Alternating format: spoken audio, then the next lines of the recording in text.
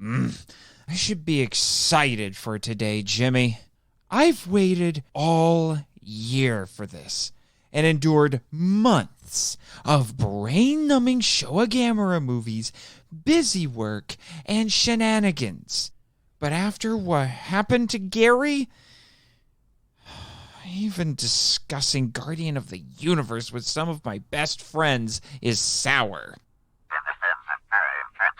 For Raymond, it is like losing family. He didn't go back to the legal action team office for a week, and he's barely been functional since then. The only upside is now we know for sure he's on our side. The board's gone too far this time. And the worst part is we have no way of pegging them for that accident. Yeah, who knows what happened to Gary's contact? He's either hiding or the board got him. If a space warrior like you is scared to be here, I know we're in trouble. That clause in my contract about getting shot into space suddenly feels like a real threat.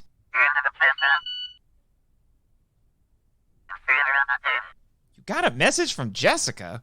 What about? She should know better than to try to message me just before a broadcast. Which phone? The direct line? Nate. Wow, she actually used my name, so this must be serious. I just got out of a meeting with Miss Perkins in her office. I was able to snap some photos of some weird stuff in there. She isn't who she says she is. There's no way! No way! The board made her one of their thralls? Right. We have a show to do. But I'll definitely be paying Miss Perkins a visit today. I forgot the board mandated you sit out today's episode because the last one where you barely said anything went over so well. Which doesn't seem fair. What are they having you do instead? Seriously? Paperwork? What a waste of your time and talent. But at least you're helping out poor Raymond. Producer Jet in the house. It's just been one of those days. Weeks. Months. Years.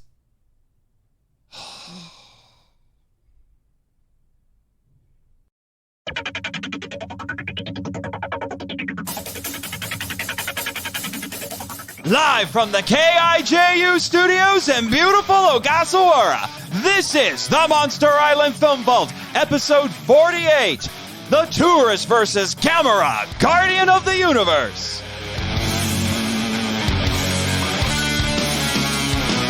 Hello, kaiju lovers, and welcome to the Monster Island Film Vault, a podcast seeking entertainment and enlightenment through tokusatsu. I am your host, Monster Island's very own film curator, Nate Marchand, but unfortunately I am not joined by, some would say, the better half of this podcast. No, Jimmy is not here today. He has been assigned new work that, honestly, is quite beneath him by my Orwellian overlords. Yeah, I don't care. I'll say what I want. But I do think I have a replacement for him today that will be to your liking. Yep, that is my old robot friend, Jet Jaguar. You still enjoying all those mods you did to yourself for Singular Point, Jet? Still only caught about half of that. Anyway, we're moving on. This is going to be interesting. I don't even know if any of my guests are going to understand Jet. I can't, well, like I said, I can only understand about half of what he says. But first, before we do that, I have a bit of unfinished business that I need to attend to. Yes, I need to finally have that interview with Spacewoman Kilara. Patch her through now, Jet. Hello, Kilara. Hello, Nate. Thanks for not keeping me waiting this time. Well, in all honesty, I was told in no uncertain terms by Miss Perkins that if I didn't interview you today, she would break me in half and launch the pieces into orbit. Ah, That makes sense. She's one of my biggest fans. I know because she sent me this strange wrist-style thing for me to autograph. I'm not sure what it is, but it's far from the weirdest thing that I've signed for a fan. What was the weirdest? Mock Fumiyaki's pro wrestling singlet. I didn't have the heart to tell the fan that was worn by the actress who played me in Gamera Super Monster and not by me, but he insisted. Who was it? Kaiichi. Oh, your little spaceman? He's a big spaceman now. You two didn't date like Richard Pusateri joked in the Super Monster commentary, did you? Of course not. But he did make himself a costume like mine and tried to fly by jumping out of his 10th story apartment window once. I always knew Kennys were crazy. It was a good thing I was around to save him. Again. What's he up to these days? He's my manager. Oh, he's a space manager? Very funny, Nate. But yes, he runs my professional life when I'm not flying around breaking up puppy mills and adding those poor doggies to my pet store. Which brings up the question, what are you and your fellow spacewomen up to nowadays? Marcia and Matan both retired from superheroing. Marcia manages the most successful Mazda dealership in Tokyo now, and Matan is the principal of her school. I teach an online course on how to become a superheroine. In fact, your sister... Pseudo-sister. Jessica was right. You are a stubborn guy. But she was very interested in taking my course because Miss Perkins recommended it for an aspiring magical... What's in this course? Lessons like henshin dance your way to better health and supersuits, how to solve all your problems with an electric keyboard, Kaiichi loves that one, and you're not useless, you're just under constant threat of annihilation from an alien menace. Sounds great. I'm sure Jessica is learning a lot. She is. I've been sending her health food recipes created by Mock Fumiyaki. I have to support the women who immortalized me on film, after all, and I can vouch for their ability to enhance one's superpowers. What's the primary ingredient? Snake oil? Actually, it's manda oil, shipped to the mainland from Monster Island. Huh? Who's selling that? Someone the internet calls the kaiju grifter, which doesn't make sense because the stuff he sold us works. Anyway, Miss Perkins said she was gonna try to arrange for you and the other spacewomen to visit Gamera on the island. When can we expect you to do that? I'm not sure. I am a very busy woman. I have cats to save from trees, aliens to fight, and electric keyboard lessons to teach. Miss Perkins is also having trouble getting approval from the board for me and the spacewomen to visit for some reason. But I promise you we will come to see the tourists and Gamera. Marcia, Matan, and I are so happy to see he recovered from his kamikaze of Xanon. I'm still not convinced that wasn't an explosive parade float. You're just silly, Nate. But still not as silly as your movie. You say that, but as you learn, watching it only makes one stronger. Whatever doesn't Kilara me, right? I'll definitely have to share that one at the next Henshin Hero Society meeting. In fact, I think your sister... It's like I tell my writer friends, you can have that one for free. Thank you for coming on MIFV. It was a pleasure. You're welcome. Now, if you'll excuse me, I have a Henshin dance class to teach. Oh, would you like to give it a try? I saw you do the Spacewoman challenge on TikTok, and you've got potential. Thanks, but I think I'll stick with ballroom if you don't mind. Well, your loss. Sayonara. Well, now that we've gotten that out of the way, let's move on to my real guests here today. I am joined by not quite everyone I was hoping for, but I got most of the original crew from Monster Island back together today because, for me, this is a momentous movie and it deserves to be seen by more people, especially people who have not had a whole lot of exposure to the kaiju genre. So, First and foremost, I am happy to introduce to you once again Timothy Deal and Nick Hayden from the Derailed Trains of Thought podcast. Hello. Hi. We're happy to be here. Yes, I'm actually kind of relieved to make it here in one piece. Oh, really? Yeah. The podcast didn't bring you here this time? No. This time I was just going for a walk outside my house and I got abducted by this trio of pigs on a spaceship. Oh. Yeah, it was kind of hairy for a little while. I mean, they seemed friendly enough, but they had like all kinds of weird things going wrong with their spaceship. Like their seats had been replaced by a pop-up toaster parts. Oh, man. And there was talking food and wandering around. I'm just relieved they were able to set me back here on Monster Island in one piece. Yeah, it wouldn't surprise me if they're friends with my intrepid producer. Did they have an announcer voice that over? They did. It was super weird. Like they seemed to know everything that was going on. It's really weird to hear a narrator. I mean, it was already kind of weird that I was on a spaceship with a bunch of pigs, but still. Yeah, Having definitely. everything narrated to you makes it worse. In space, yes, exactly. Yes. Yeah. But that's not how the narrator said it, obviously. No.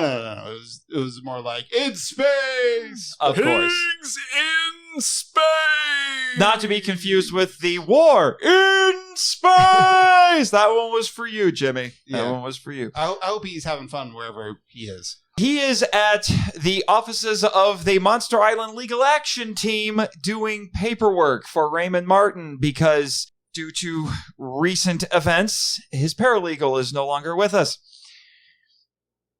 I'm not quite prepared to talk about that, but we'll have to, at least briefly, for today's movie. What about you, Nick? I never went home last time. You didn't? No, you got like this ship in the middle of your island just been hanging out there. Really? Yeah. You should know. There's a lot of dynamite in there, so just careful. Okay. Well, But it's good protection. I got Theo and my wife and stuff come over. I shipped them here. You haven't seen any smoke over there, have you? I hear like these chains sometimes. I've heard rumors of a smoke monster in those parts of the island. But I've been pretty safe. So Yeah, although the dynamite is going to be one heck of a safety hazard. Captain Gordon, if you're listening to this right now, you might want to send Ozaki and his mutant boys to go take care of that. I'm just saying. I mean, we already had to deal with a terrorist bunker that got set up here without anybody knowing. It's been a nice vacation, just kind of off the grid, hanging out, eating coconuts and just ranch. dodging kaiju occasionally, right? Yeah. Okay. Although I'm guessing Gamera probably showed up in case anything got a little too hairy. I stay pretty low key. So Yeah, I can understand that. But I mean, the board making Gamera king of the monsters is really starting to go to that big terrapin's head. I'm just saying. And then that other voice that you heard briefly before I introduced him is, as I like to call him, my anime hazer, Joe Metter. And I say that because when we were in college, you gave me my proper introduction to anime, and you decided to start with Neon Genesis Evangelion. I wasn't fully prepared for that. No one is fully prepared for that, but that was my introduction to anime as well, so I thought that I would give you the proper introduction. Yeah. And it was also Nick's introduction it's to the anime. only way to get into anime. It really is. Apparently. At least at that time in At history. that time, in history, yeah. Now there's other ones. I started with Cowboy Bebop. I'm Well, sorry for what. okay. Well, if you started with like Wimp. Okay. Hold on. Standard and Yeah, you can't well, go yes. down. But I mean, admittedly, if we're going to keep this accurate, the first one you did make me watch was Bebop. But then you decided immediately after that I had to see Ava. And I think you did it just for your own entertainment, just to see my eyes bug out of my skull. That might be true. Yes. You sadist. I already work for sadists at this point, so... It's your life. Yeah, basically, at this point. Since this is a monster podcast, we should really review the Ava rebuilds. Hey, join MIFV Max on Patreon and make it happen. I got slots open, baby. And I would not be opposed to that because Hideaki Anno not only directed a Godzilla movie, he is a huge fan of kaiju and tokusatsu. And if you've seen enough of it, like I have, you watch Ava, it's all over the place. In fact, you and I actually streamed Ava Rebuild 4 together thrice upon a time. Yes. And I swore up and down, and Jimmy freaked out because he was watching it with us, and he swore up and down that they used the War in Space theme.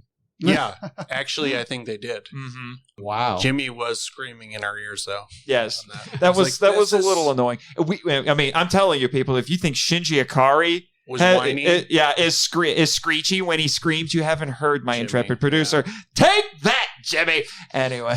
Oh, man, he's going to get a lot of abuse while he's gone, isn't he? Apparently. Okay, I think what Jed is trying to say is that if I do that again, he might have to punch my lights out. So apparently he's sticking up for Jimmy today. Someone has to. I suppose. Someone's got to do it, right? Anyway, it is still the year of...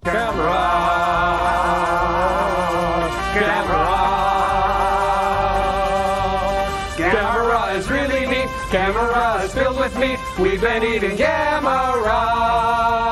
Shell, teeth, eyes, flames, claws, breath, scales, fun. Today, like I said, it's a momentous occasion. I have been waiting for this day all year, gentlemen. I have suffered through Showa Gamera, and we finally got to the good stuff. We got to the Heisei Trilogy. I mean, I will never subject you to Gamera Super Monster. I'm not even sure any of the MST3K hosts and the bots can save Super Monster, even though it is just asking for them to mock it. I'm just saying. Even more so than the ones they've already done. It's so just mockable. Anyway. I don't think you could get worse than some of those MST3K versions. Yes, you can. If you have the fortitude, I'll try it sometime. Let's wait until I'm in a depressed era so you can subject me to self-loathing like that. I'm just saying, it has kaiju, superheroes, and spaceships, which means I should love it. And I don't. Something's wrong with the writing. That's only the least of its problems. Anyway, we're not talking about that. We're talking about Gamera, Guardian of the Universe. Dang it. And I promise you, I don't want to hype it too much, but this is the first of a trilogy. This trilogy is amazing, but again, I don't want to hype it too much because I don't want you to have such ridiculous expectations that you end up disappointed. I don't want to sour it, but all right, I'm too excited. We need to get to the screening room now, all right? So just so you know, our Toku topic will be Atlantis because Atlantis is actually kind of important in this movie. So anyway, now that we got that all the way to the screening room.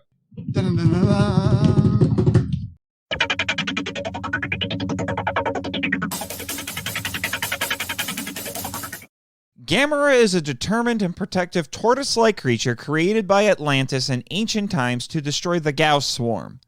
He was unable to do so and was put into hibernation until several Gauss awakened in present day. He continues his mission to destroy them, putting himself in harm's way to protect Asagi and other humans. The ravenous and vicious Super Gauss is one of 3 Gauss awakened by climate change. Originally created by Atlantis, the beast overwhelmed the ancient civilization and hibernated for millennia until present day. Their motivations are to feed and reproduce. The closest thing to a Kenny in this film is Asagi Kusanagi, the kind and pious teenage girl who becomes Gamera's priestess after touching a Magatama bead found on the kaiju's back. She advocates for Gamera, trying to persuade government and military officials that he is not their enemy. Her friend, the intelligent and insistent Mayumi Nagamine, is a gifted ornithologist investigating the Gauss attacks. She advises Japanese officials on how to combat the Gauss, although she goes largely unheeded and spearheads operations to kill the creatures. The heroic and inquisitive Yoshinari Yonomori is a Japanese Coast Guard crew member investigating the mysterious atoll that appears in Japanese waters, and his paths eventually cross with Nagamine and Asagi. He takes a romantic liking to Asagi and tries to impress her and her family. The bumbling but well-meaning Inspector Tsutomu Osako is a Nagasaki police detective assisting Nagamine in her investigations into the Gauss attacks.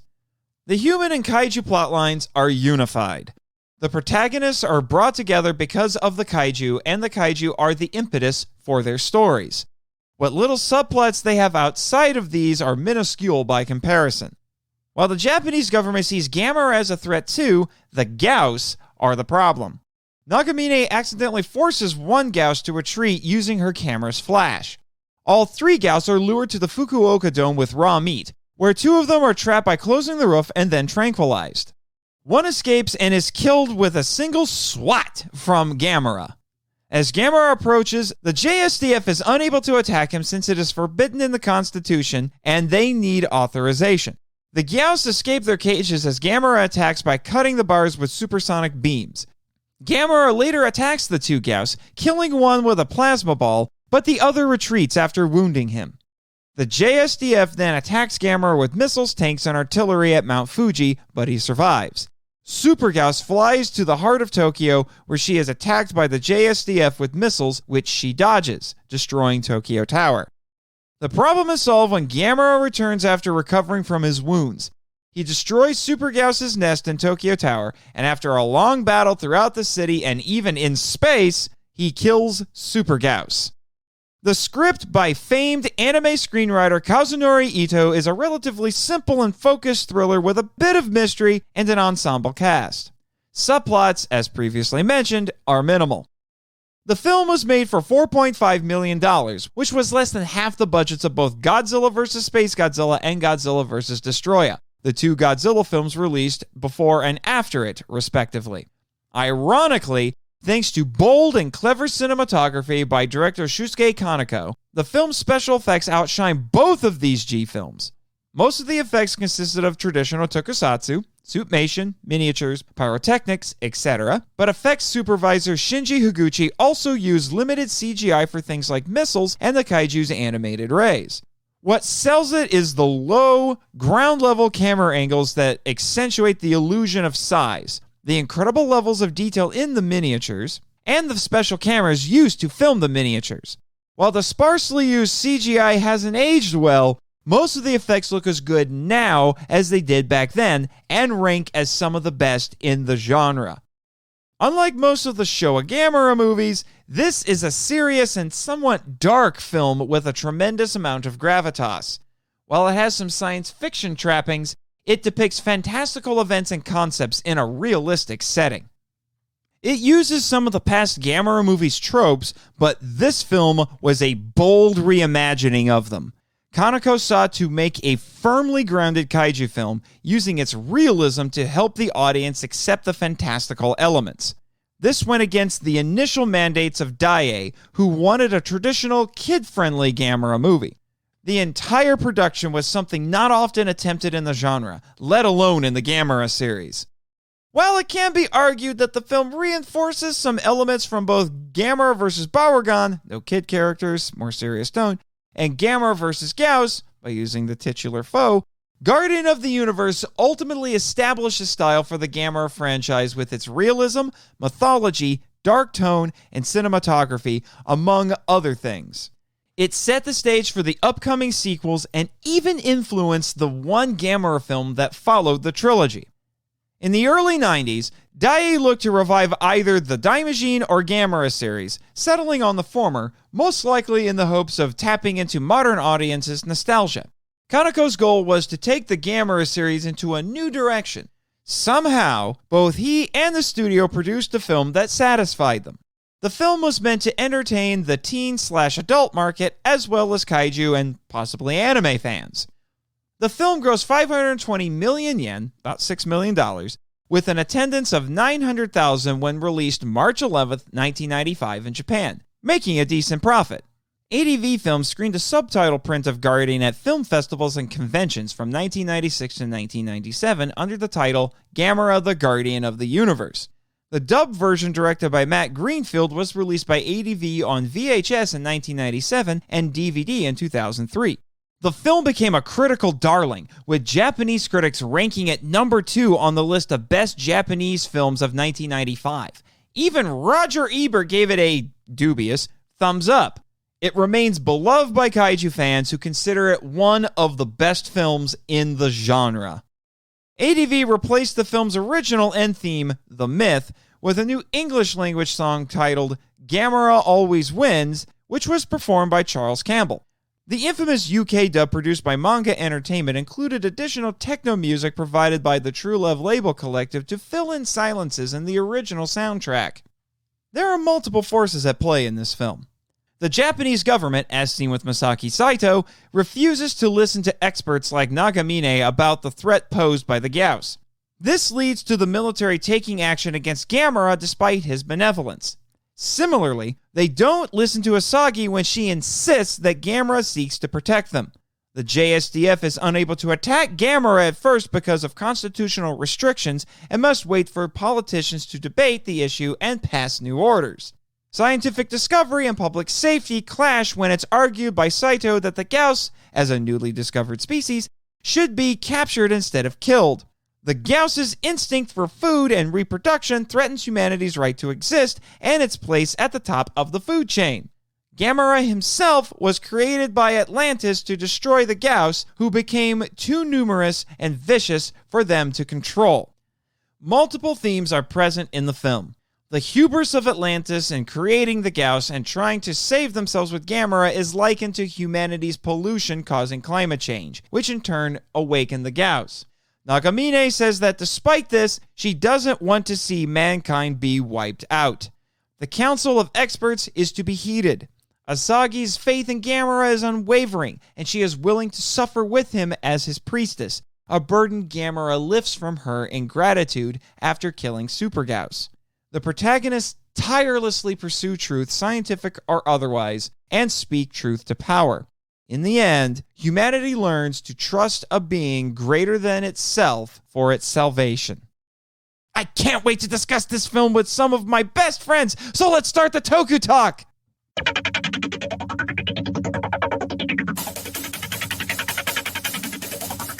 All right, guys. I'm still riding high on this movie, but I'm going to try to not be selfish and just rave about it. So I want to ask you guys first. Opening thoughts. What'd you think? Much better than the Showa versions. I will agree. You only saw one, unless you watched more of the MST3K episodes. I've seen all of the Mystery Science Theater 3000 Oh, episodes, okay. just not all of them. Okay. Not here on the island. Yeah. So. Yeah, but Barugan still occasionally likes to harass us, but Barugan wants to know, can you play fetch? yes, that was Joe impersonating Barugan, harassing us on the show. So, yeah, so... It sounded more like Jack Nicholson as his Joker. Well, actually, I would make an argument that there is a reference to that movie in this one. Batman? Yes, the scene at the end when Gamera and Gyaos are doing their ridiculous anime maneuver and flying into space, and Gamera slows down a little bit, and Gyaos flies up ahead of him and then spreads his wings right when he goes past, I think it was the sun. Okay, yeah. In the distance, and it's like bat signal. Batman. You just didn't stop in the right spot, but this is clearly Batman. Gyaos is Batman? I've actually seen that. I'm not kidding you. I have seen sir. that T-shirt. Someone has made a T-shirt. You can go online and buy it that has the Adam West Batman logo, but it says Gyaos instead. Which actually, that is a fitting way to talk about this, because this is how Adam you do. West? Yeah, I'm getting to that. This is how you do a gritty reboot right. In fact, my friend John LeMay said in one of his books, the Heisei Trilogy is to the Showa Gamera movies what Batman 89 is to the Adam West Batman. And I think that is a fitting description. Yeah, certainly better actors and actresses. hired for this film. I thought it was quite enjoyable. Yeah, I watched it with my kids were here to watch it with Yes. us. I mean, I was just going to say Shinobu Nakayama, who played Nagamine, she got nominated for a Japanese Oscar for her performance in this movie. Nice. In fact, this movie actually was nominated and won a whole slew of awards. It was actually voted by Japanese film critics in 1995 when it came out as the second best Japanese-made movie to come out that year. What was first? I don't know. I just know it was number 2. I don't remember what else came out in 1995. It wasn't a Godzilla movie, I can tell you that. The Godzilla movie that came out that year doesn't hold a candle to this. Fight me! Wasn't Jurassic Park 1995? 93. But Oh, we're it's actually talking before Japanese-made Oh, okay. films. Not films in general. In fact, funny enough, although I remember seeing this back in the day, this, weirdly enough, when it got released in the United States, because it had a limited theatrical run in the United States, this got a thumbs up from Roger Ebert. Although his love for it was very ironic, and he compared it to Air Force One, which I think came out the same year, because I think it was 1997 when this when this came to the United States. Oh. And I think he said, this is not as good a movie as, he didn't like Air Force One. This is not as good a movie as Air Force One, but it's a more enjoyable film-going experience than Air Force One, and then proceeded to make jokes in the review about how Gamera flies through igniting flatulence. Okay. Well, I'm pretty sure his love for this movie was incredibly ironic, which is mildly annoying for me because I think this is actually a legitimately good film. But let's hear from the DTOT guys here. Well, Nick, what did you think? I enjoyed it. I watched it with my family was here, and we were watching it. And we really enjoyed it, and my son is all about watching more kaiju movies now. I'm sucking him in. You are. And I don't know. I just thought like everything moved real well, and the acting was much better, and the summation was good, and the climax was very anime and exciting. Yeah, speaking of the actors, because I have to bring this up by Ayako Fujitani, who played Asagi. Everyone knows this, but you have to bring it up. She's Steven Seagal's daughter. Her mother is Japanese. Clearly did not get her acting chops from dear old dad because she's not a block of wood. Yeah, I actually enjoyed her performance as the go-between between her and Gamera. She's described as a priestess, which I do think is fitting, and I have notes related to that we'll get into in a little bit more. But basically what was going on with that, because Shusuke Kaneko, who directed this, I've met the guy, by the way. He's a really interesting fella. He was at G-Fest a few years ago. And I've also met the special effects director, Shinji Higuchi, who was actually at the first G-Fest I ever went to. Their personalities are total opposite, by the way. Higuchi is much more outgoing and actually a pretty funny fella. And Kaneko takes himself very seriously, and he's actually kind of shy. But they didn't want to do the old school Gamera movies. Daiei was trying to reboot Gamera or Daimajin, actually, at this point in the early 90s. And they ended up going with Gamera, and they wanted to basically make it like they were before. But when they got Kaneko to direct it, because he was knocking on Toho's door because he said, I want to direct a Godzilla movie, because he loved Godzilla movies. He didn't like the old Gamera movies. He thought they were terrible. And he was right. Yes, but he didn't want to do it. But he couldn't get Toho to let him direct a Godzilla movie. And then Daiei came a knocking and said, hey, you want to direct our new Gamera movie? He's like, fine, but you got to let me do what I want.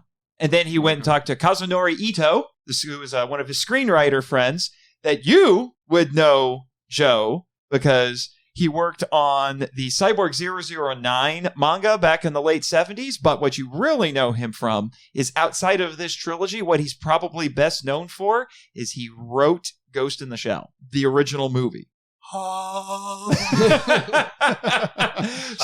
Yeah, that explains a lot. So I'm telling you, when I was researching for this episode, I knew there were anime connections with this movie and this whole trilogy, really, but I didn't realize just how many there were.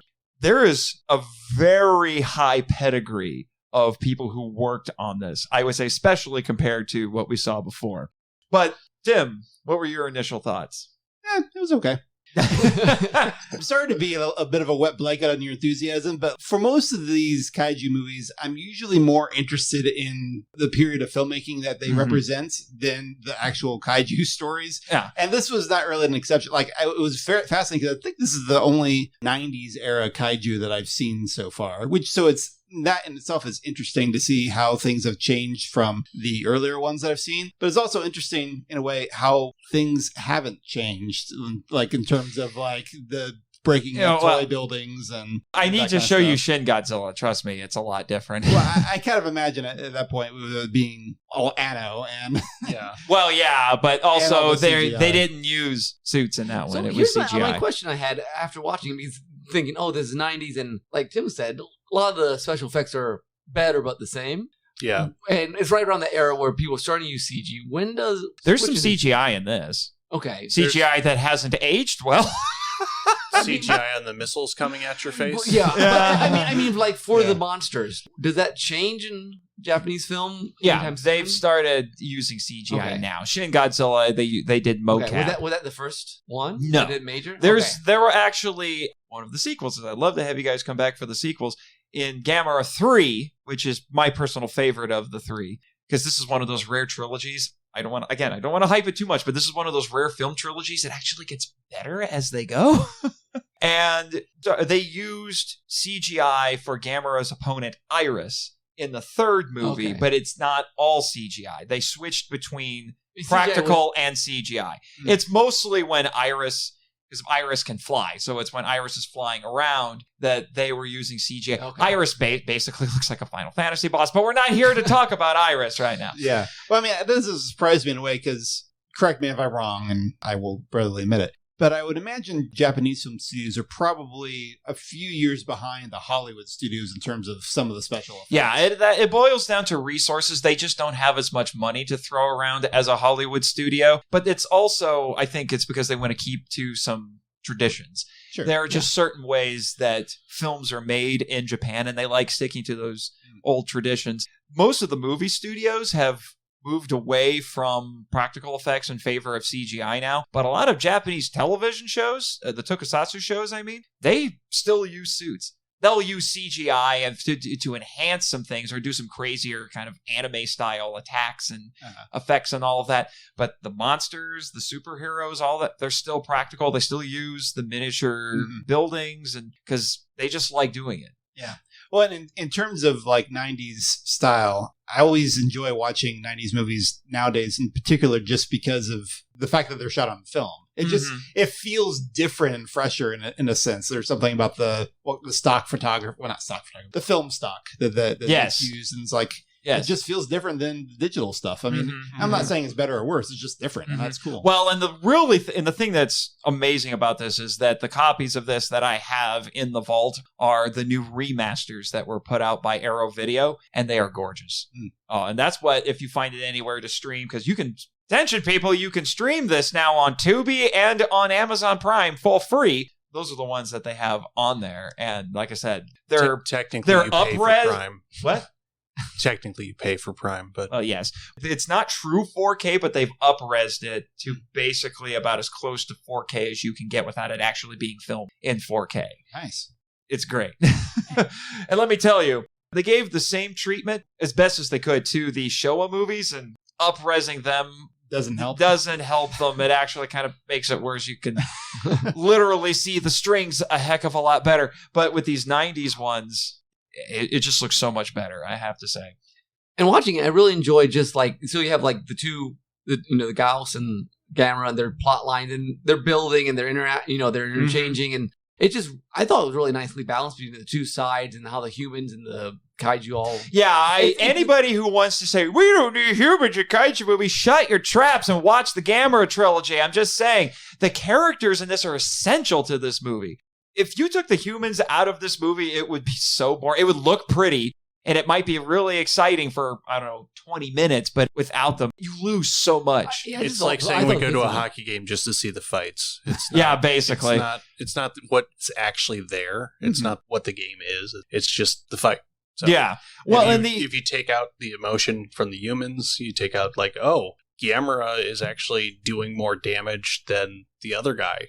He didn't kill anybody. Why are you being dumb, government? Well, that is a theme.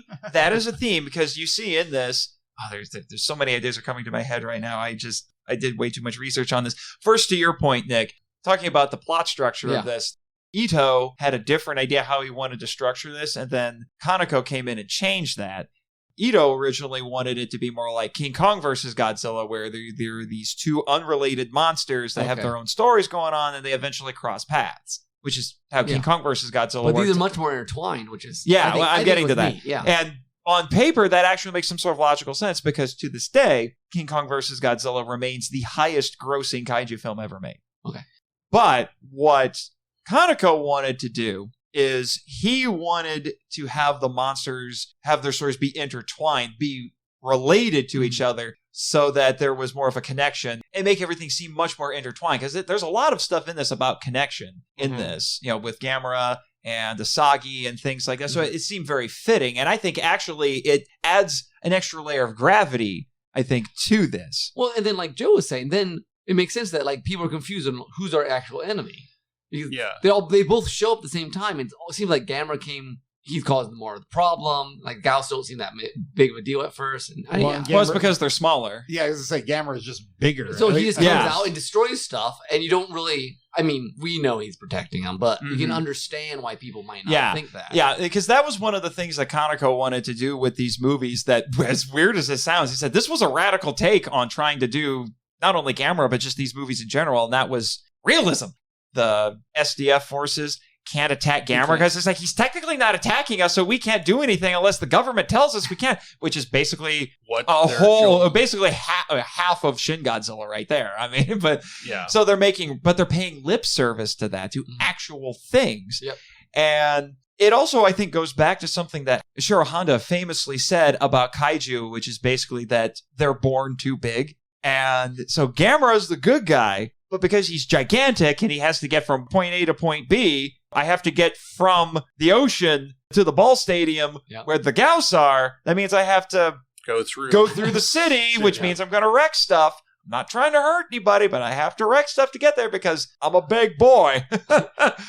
I think they were really upset that he took out the baseball stadium. Yeah. Japanese weirdly love baseball. Yeah, they do. But that is a theme in this movie, and you see it actually continue to be developed through the trilogy. There's real consequences to what we see in this that carries over from movie to movie. This whole trilogy really does love wrestling with the fact that, Gamera is the good guy, but he's still causing collateral damage. And we, as the humans, have to deal with that collateral damage, even though he's trying to save us. The Burndelli Insurance Society will not pay them. Can you imagine the insurance girls chasing Gamera around all everywhere? I want this as an anime now. Given all the anime connections, and that's like, why not at this point? But there's just so many interesting things that are going on in this movie, I think. Millie's going to offer him a 30-pack of donuts. It might work, actually. Maybe set a big pile of them in the dome so they can try to trap them. Yeah. Okay, can I ask a question about... Go for it. We're talking about domes.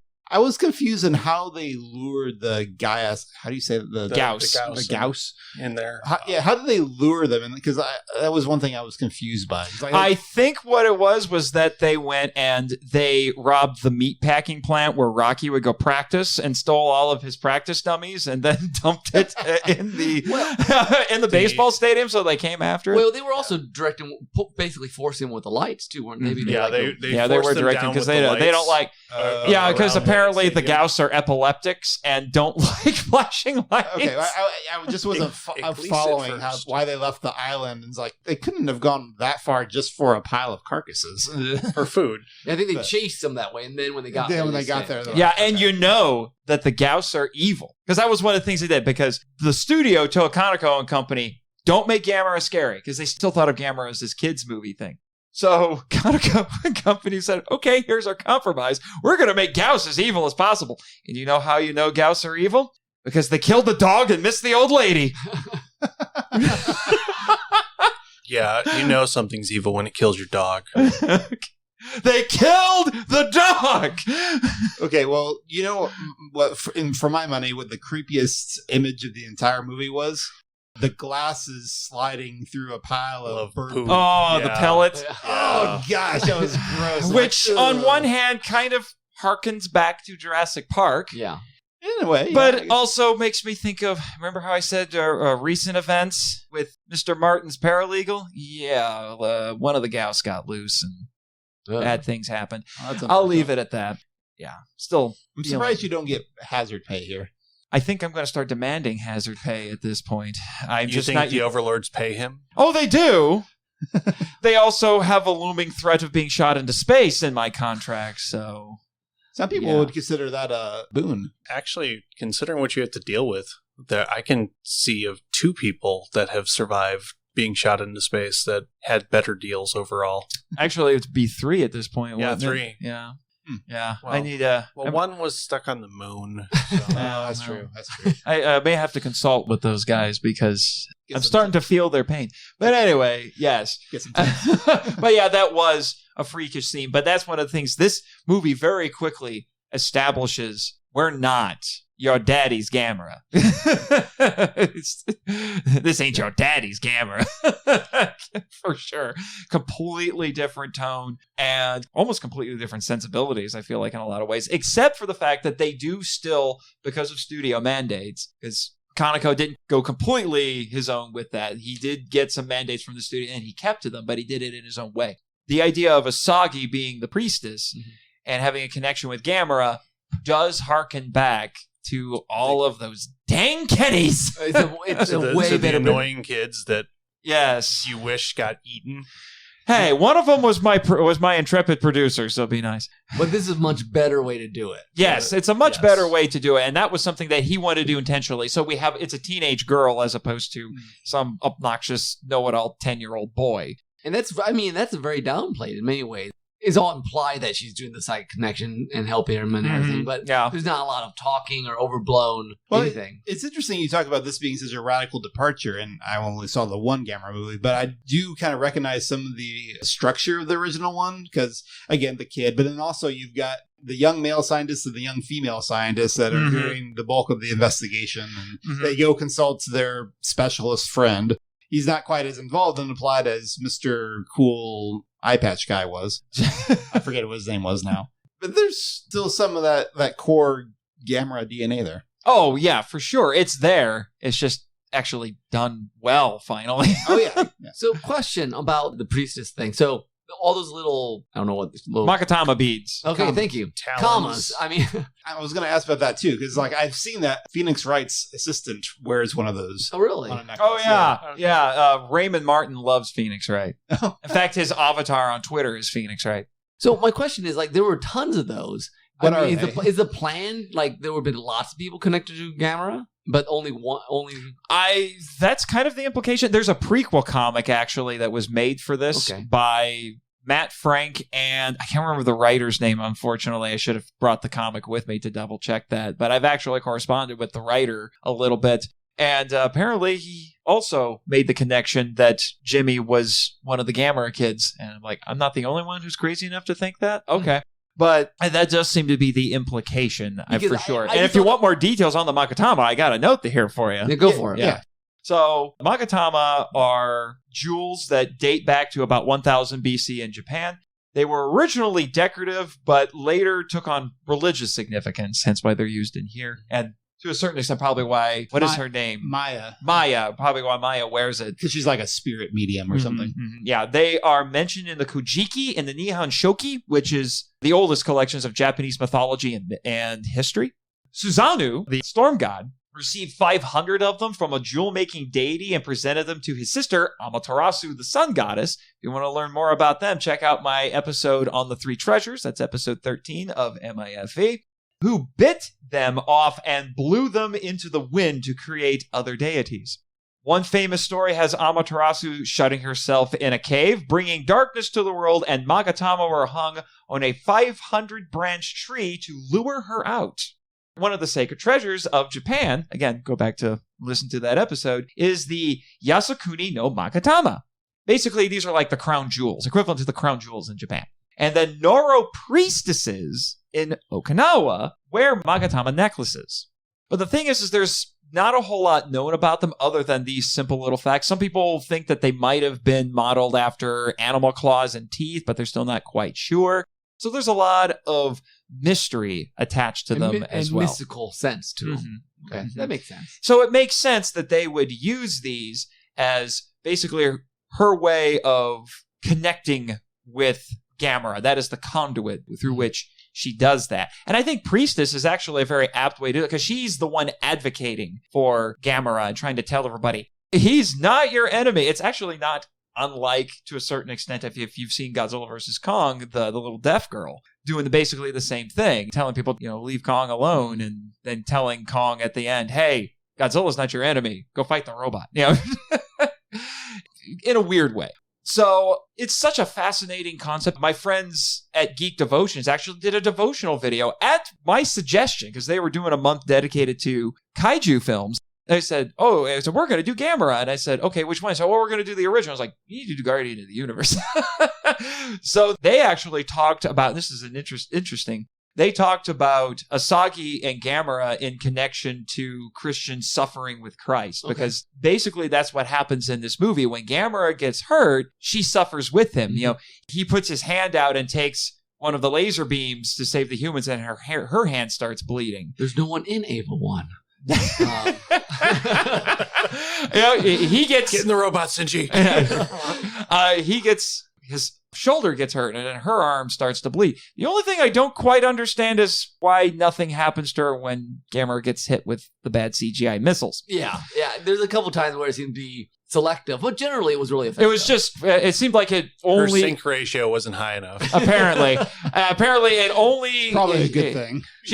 Apparently she's only affected when it's Gauss inflicting the damage, I guess. But then it's interesting because then when you get to the end of the movie, you have this wonderful scene where it's just... The acting is just so good on both ends, the suit acting and the actual actors. And you forget that they're definitely not in the same scene. This is another case of actors literally acting to nothing. And it still works, and the suit actors doing the same thing.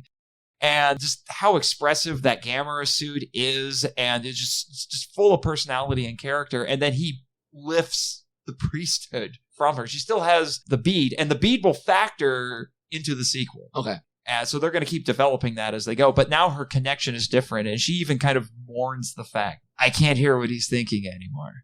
I feel like maybe we should... You want to talk the ending, anyone?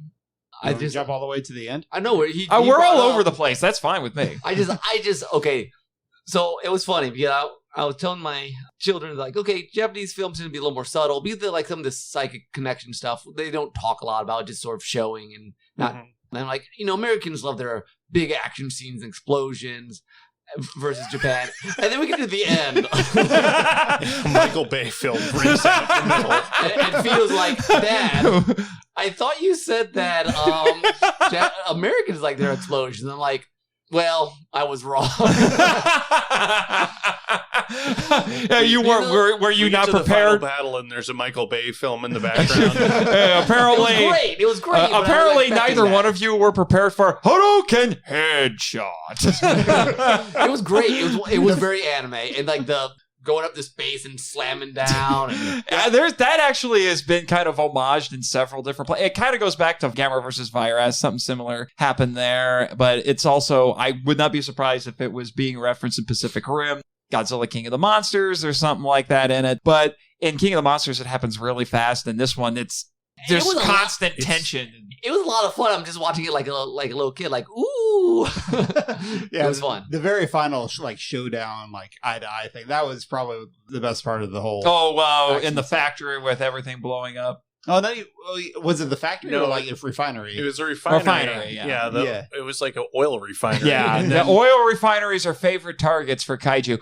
Also, the Tokyo Tower, that poor Tokyo Tower, that thing gets wrecked by kaiju all the time. That was a cool shot. That's actually probably one of the most well-composed shots in the whole movie. That was an amazing piece of cinematography. Which part? The Gauss nesting on top of the wrecked Tokyo Tower against the sunset. Yeah, that was cool. Now Joy's not with us tonight because she's visiting with Gamera, but with Teddy. But she did get to see that scene with us in the theater here, and she was like, "Oh, that's a really awesome shot of Gauss nesting on the Tokyo Tower at sunset." Although I have to admit, I didn't realize he was nesting at first. It's a she. Well, maybe. Yeah. That was the weird thing about this.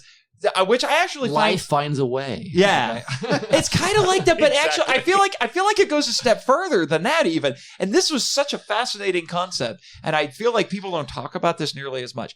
So one of the things that they have in this is they have some of the pseudoscience that gets thrown into these movies, like they always do. And it turns out Gauss only has one pair of chromosomes, which they say makes it a perfect life form, because humans have 23 pairs, and I think they mentioned it was a frog, something like that. A green frog has 12. And then, they mentioned another animal had 39. But they said this one only has one, which makes it a perfect life form. And they said, well, we don't have to worry about anything. It can't reproduce. They're all female. And it's like, actually, it has both X and Y factors in its chromosome, so it can switch genders at will, basically. So insert terrible joke here. But well, that's what the dinosaurs in Jurassic Park do. Yeah, basically. Yeah. And so they said, and this was such an interesting concept that they toss in there, almost like they just like we're just going to leave this here for you to think about, which is they said nothing like this can exist in nature. Evolution, quote unquote, has waste. Said this was created. Genetically engineered. This is intelligent design, basically. Because in this movie, now this was implied when you guys came for the first Gamera movie, this was implied, but in this one, it is the whole thing. Gamera is an artificial life form, which is how they can account for the fact that it can do crazy things like spin around and fly like a looks flying way saucer. cooler this one than the original. Yes, yeah, Yes. and Gauss is also an artificially created life form because they said nothing like this could exist in nature. Yeah, And it's like so you're basically endorsing intelligent design. I mean, Well, yes and no. I because took it as like the Atlantis people that went away. They were so far advanced that they did genetic engineering. They got burnt, and they made a better turtle. and then they made a better turtle as they died and left the turtle for the future generations. basically, the story goes they dabbled in God's domain, I guess you can say, made Gauss. Yep. The Gauss got out of hand. They were on the verge of collapse, and they made Gamera to deal with the Gauss, but it was little too late. And then Atlantis fell because of the Gauss, and then Gamera was left behind. And I love the fact that we're introduced to Gamera, and they think he's an atoll. And I wrote in my notes, no, Gamera is an island. Oh. So he's just been hanging around. I thought it was better than that, but thanks, Jet. Yeah, I'm not so sure about the endorsing intelligent design. I think it's a bit of a stretch because the whole implication. Well, not the Gamera and Gauss were made by God, but just the idea of something like this can't exist in nature. It had to be designed. Right, but I mean, they're also talking about humans having junk chromosomes. Yeah, I know. That goes into a whole other can of worms if you want to get into some theology about that. I understand that. Yeah. Trust me, I've had many a talks with Reverend Mifune over it, but anyway. Yeah. But I just, like I said, it's one of a lot of interesting ideas that gets thrown in there. There's also talk in one scene about environmentalism and blaming that, kind of bringing back which is actually thematically related, because I looked into the actual kaiju movies. because I looked into the actual story of Atlantis, so I'm not going to give too much, but relating the hubris of the Atlanteans to the hubris of humanity now, basically saying because of pollution, we've brought the Gauss back. And that is another thing that kind of ties us into the first Gamera movie. I mean, that one started out in sea, nuclear, plutonium, and things. Again, another similarity. Yeah. So They really just don't like nuclear power. I can't imagine why. So I don't remember which time I was here that we talked environmentalism as a topic. But I caught that because we'd done it on another movie. I think it was probably King Kong Escapes. Yes, I think think it was part of that. Yes, I think you're right. But it's just interesting. Then we have the finale in the refinery. I didn't know there was a purposeful connection between we've changed the climate so that Gauss is now coming alive, and then we're fighting with giant refinery explosions. I didn't know that was a thing, or just it makes it cool. No, well, again, like you were saying, I mean, yeah, the action finale is not subtle, but I think a lot of the themes in this are a bit more subtle. Yes. And even though there are scenes like the one I just talked about where things are spelled out, it's still, the rest of the movie doesn't ignore that. It just keeps playing with that theme in subtle ways. Having the finale at an oil refinery and blowing it up. And Gamera, admittedly, this is a little bit of a misstep in the script because Gamera basically goes into anime power-up time and just absorbs the fire and gets a second wind. And I'm like, okay, unless you're a Gamera fan, you're not going to remember that he eats fire. Otherwise, this kind of comes out of nowhere. Well, they did. I really felt like we were in a Final Fantasy game. And you hit that boss that absorbs fire. The Final Fantasy elements only increase from here. Now, didn't they mention though that the plutonium is partly what woke him up? That he absorbed. That he was think so. So I mean, they did subtly imply that he kind of absorbs energy. Yeah. Mm-hmm. Yeah, it just wasn't as clearly spelled out. It's he eats fire. He eats fire. And radiation. Not as much as Godzilla, though, admittedly. But since we're on the subject of Gamera, even though we technically see Gamera pretty early on in the movie, by the way, just a fun little fact, the captains in the ships that are at the beginning of the movie, one of them is, I can't remember his first name, but his last name is Hongo, who was in several classic Gamera movies, including Barugan, the one that you saw. So that was a little nod to things past. And the other captain was played by Akira Kubo, appeared in a lot of classic Toho films. So I just wanted to throw that out there. But so we see Gamera pretty early as the atoll, and then he makes his actual entrance popping out of the water, and then he goes One Punch Man right there on the Gauss. Just takes him out with one slot. And then he one-shots a Gauss later, which is so funny because they built up the Gauss being scary, and then you find, oh, wait, there's three of them. And then Gamera's like, But then they keep getting bigger and bigger. And keeps escalating. That's the pacing in this is so expertly done. It's never boring. It's not too fast, and it feels like everything continues to escalate. Mm-hmm. There's this sense of, okay, so we make the Gauss scary. Oh, crap, there's 3 of them. And then Gamera shows up, and he's like, One Punch Man.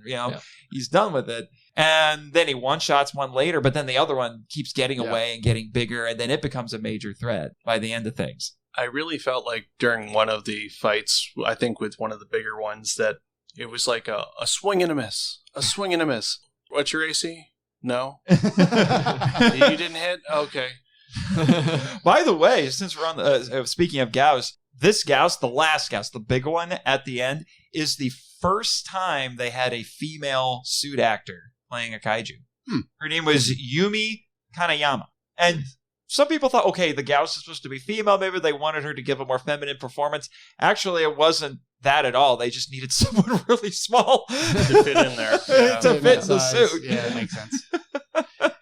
No, I mean, there's definitely a difference in build type. Like the body type. Body type, yeah. I mean, Gamera is this big bulky thing with these stubby little arms, and then you go, well, I can't even call him a turtle, because here's something weird for you. I love Kaneko. Turtles have tusks.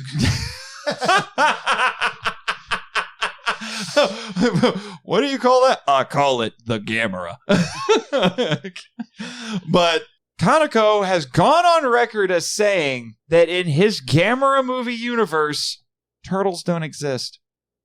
Oh, really? Yeah. Is that just because he didn't want a Kinney running around? I don't know why he said this, but apparently he says in his actual world building in this universe, turtles are mythical creatures. So Gamera's turtles don't exist in this universe, and that's why if you watch the Japanese version, the dubs don't always pay attention to this. But in the Japanese version, they never say Gamera is a turtle.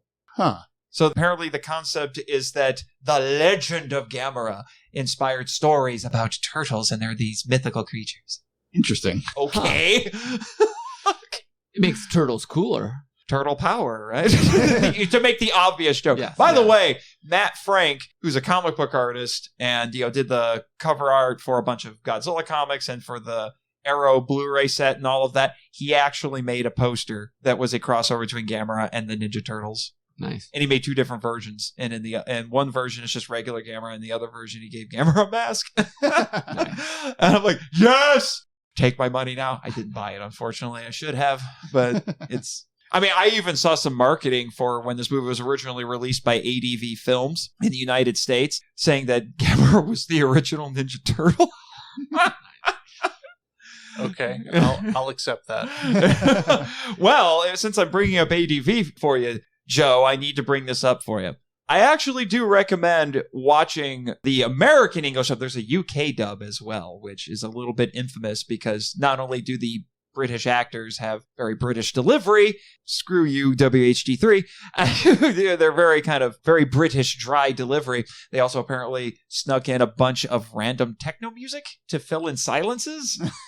All right, then. So there you go, Elijah. I kept my word. I mentioned the UK dub for you. You might be interested in it, Joe, because like I said, it was dubbed by ADV, and the dub voice for Nagamine was Tiffany Grant, Asuka. Oh, cool.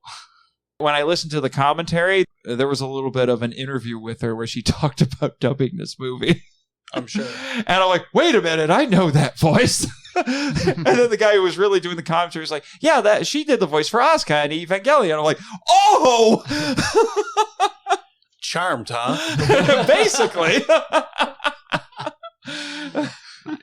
So now I'm like, I need to watch the dub again. I haven't watched the dub for this in a long time. So there you go. More anime connections. Because they're all over the place with this thing. Can I do a shout out for a couple of the minor characters here? Go for it. Okay, first off, Crazy Taxi Driver is awesome. Yes. I've always wanted to do that. I'm a little concerned about that guy. He kind of steals the show for a couple of minutes, doesn't he? I was wondering where that was going. I kind of forgot about that till just now. I was like, that was random. It was random, but I enjoyed it. It was random, but it was like, oh, yeah, everyone could relate. It's like, yeah, I always wanted to do that. I'm just curious, how did this girl convince him to do that? I think she just looked at him with those big Segalian doe eyes and just. That's not Segalian. That's from Anyway, that's the most fun. But either that or she sat there and she said, "You're going to take me there, or I'm going to tell my dad about you." He was most fun. But I also enjoyed the nervous, I don't even know, guy who got the cop, the detective guy. Yeah, the detective. He was great. Which, by the way, he comes back in the sequels too. Okay, I really enjoyed him. He's actually a very popular, very I don't well-known think this actor. is in our jurisdiction anymore. One of the best lines ever. Kind of reminded me, this is a stretch, but kind of reminded me of Zenigata, and that's the bumbling detective. Yeah. Partly because, did he have a trench coat? Maybe not. I don't remember. I don't think so. Yeah, he was played by Yukijiro Hotaru, and he's been in gobs and gobs and gobs and gobs of movies. He's been in basically everything, every kind of genre you can think of, including some that I have basically no interest in ever seeing. But he was in a lot of stuff that Kaneko's been involved with, and he's been in some independent films, independent kaiju films, actually. So he's all over the place. But he's great. And like I said, he comes back. I'm glad. That makes me happy. My third, I just really enjoy smarmy, smug government guy. I heard you mean like the prime minister that you wanted. No, he wasn't the Gaius prime to be- minister. He was a government official. He like has the glasses. He's like, Yeah, we I can't do actually that. heard some people compare him to Peck from Ghostbusters. Oh, the prick that gets him arrested. Yeah. or whatever. Yeah. Those three were fun. The actor shows up in Lost later on. Oh, of course he does. Everybody's in Lost. Everybody gets lost. Yeah, but no, I actually, while I'm thinking about it, I want to make sure I run through some quotations here I have from Kaneko related to the movie, just because I think they really do speak to what he was trying to do with this. By the way, another thing that Ito, the screenwriter, worked on, Joe, that you might know, he worked on Pat Labor. No, It was a mech anime. nope, didn't see that. And which was also with Mamoru Oshii, who directed Ghost in the Shell. Pat Labor just sounds like the name of an 80s singer. Well, it was an 80s anime, so I'm not surprised. But I'm thinking like an 80s hockey player from Canada. I guess I just can't ignore this. Kaneko came from a background where he directed several dramas, and you can kind of tell he's obviously good at that. Unfortunately, he got his start in a salacious way. He worked with Nikatsu, which used to be one of the most prestigious movie studios in Japan. And then in order to survive, they resorted to making, porn. So Kaneko kind of cut his teeth a little bit doing what was called Roman porno. It's unfortunate. Yeah, it's unfortunate, but he had to start somewhere, I guess. He got out of it relatively quickly from what I can tell, although he did work on that for a few years. Anyway, he actually said at G-Fest, which was the G-Fest 2019, which is where I saw him, in the beginning, I couldn't take Gamera seriously. First, because of the low budget, and second, because the character is a flying turtle. I felt like I should make it a comedy rather than something serious. But I realized producer Tsutomu Tsukikawa was very serious and passionate about this project. So I asked one of my good friends to write the script, and that's where Ito came in. When Kaneko got the script, he said, when I first received Ito's script for Gamera and read through it, I was really surprised, and it struck a chord with me. But I felt nervous, wondering if I would be able to make the film in time or not. At first, he thought he was going to direct the special effects like Noriaki Yuasa did in basically all of the old Gamera movies, because he also directed the special effects and everything else. Normally, they split those jobs. Except for Bauergan, he only did the special effects in that one. And then he met Shinji Iguchi, and Shinji Iguchi told him, I can do anything. So he's like, okay, you're in charge now. And before this, he had worked as a storyboard artist for anime. He did actually work on a Godzilla film back in the mid-'80s. That's where he got his start. And he worked on Ultraman shows as well, and low-budget 16mm movies, including a movie about Orochi, the 8-headed dragon that he made with Hideaki Anno in the mid-'80s. Okay, I'm interested. I can find it for you. And then another one here. Kaneko said, Daiei wanted to target children, so they were skeptical about Gamera since our script was more serious than a kiddie kaiju movie. Right up to the premiere, they tried to convince me to change the story. But I was able to convince them using my brain and logic. That just interesting translation there. And then another thing he said related to that was, we questioned how it would make sense that Gamera would be a children's ally and be convincing. This goes back to what we were talking about with Asagi.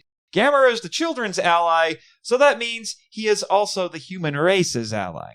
And here's the crazy thing. This movie had half the budget of a 90s Godzilla film. Half the budget. And it's 10 times the movie. Mm-hmm. I'm sorry. It just is. Writing matters. Yeah, well, I mean, even the special effects. If I showed you a clip of either Godzilla versus Space Godzilla or Godzilla versus Destroy, because this movie came out between those two. Okay. If I showed you clips of the special effects in those compared to this, it's practically night and day. And you're like, where did all that money go? Because this looks infinitely better. If we're on the subject of special effects, do you mind if I interject here? Go for it. It's interesting to me. I found a lot of the close-ups of the monsters a lot more engaging than some of like the wider shots. Because again, because Gamera is so big and bulky, it's hard to move, have really interesting punches. But a lot of the like close-ups, particularly on Gauss. Some of it, just think of it like gout. Yeah. It's a weird spelling. So yeah. Anyway, like a lot of like close up on his face when his eyes are rolling and looking around, and it was interesting to me as a Jim Henson fan. I appreciate the puppetry and some of the techniques that go into that and that really bring out the character. And then the other moment I thought was really strong in that regard was, you mentioned this earlier, the look between Gamera and his priestess Asagi. Asagi at the end. It's like, okay, I actually see Gamera's thinking here and his character coming through in a way that I don't think I have quite as strongly previously, and like the eye mechanisms were just really good. So yeah, I dug the close-ups for both monsters. And actually, the close-ups on Gauss are really disturbing. I think it's the eyes that get me about the Gauss. Well, and then they look so big and beady and just yeah. I mean, there's something a little like some of the best like 80s puppetry that's like almost otherworldly about how some of their movements. And then, at the same time, there was some close up where Gauss was eating something, and you could see like his throat movements. Yeah. It's like, that looks. And the sound effects when that's happening. Yeah. That was actually more unnerving than actually seeing the actual human bodies or whatever that he's eating. Just the sound effects like.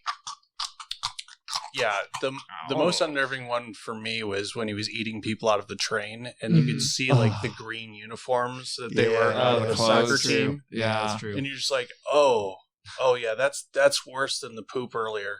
That's nasty ASMR right there. Yeah. And that was actually an extrapolation from how Gauss was in the 60s.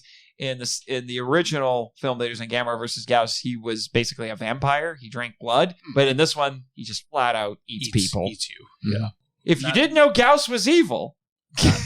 And not just your face, whole body and all. Yep. He eats everything. I have another question about time in terms of like what other movies were coming out around this time. Do you guys remember when Independence Day was? 95. 1994. It was 95. 94. You're going to make me look this up, aren't you? Fight. Do it. Because Independence Day 1994. Oh, no, we're both wrong. 96? 96. Really? We're both wrong.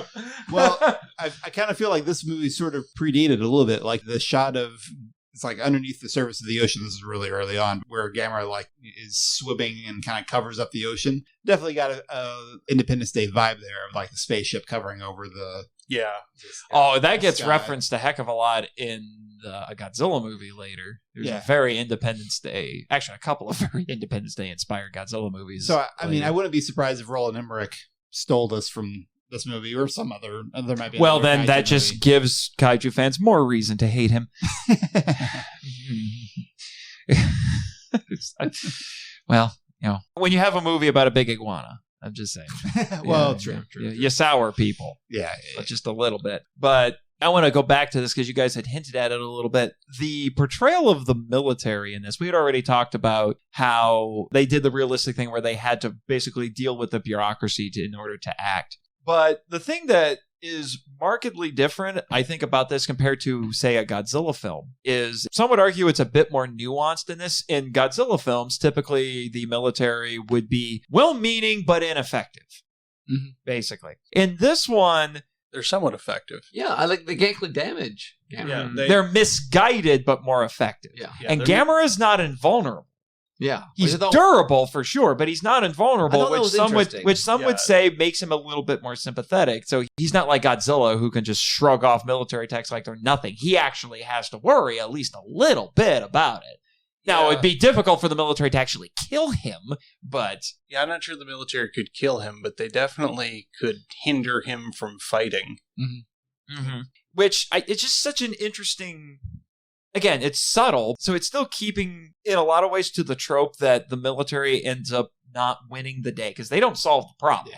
Gamera solves the problem, and he does it really without any help from the humans, because the humans keep trying to do things, and then they just make things worse. And just his priestess, that's the only thing that's the only... But it's not the military that solves the problem, is what I'm getting at. The most...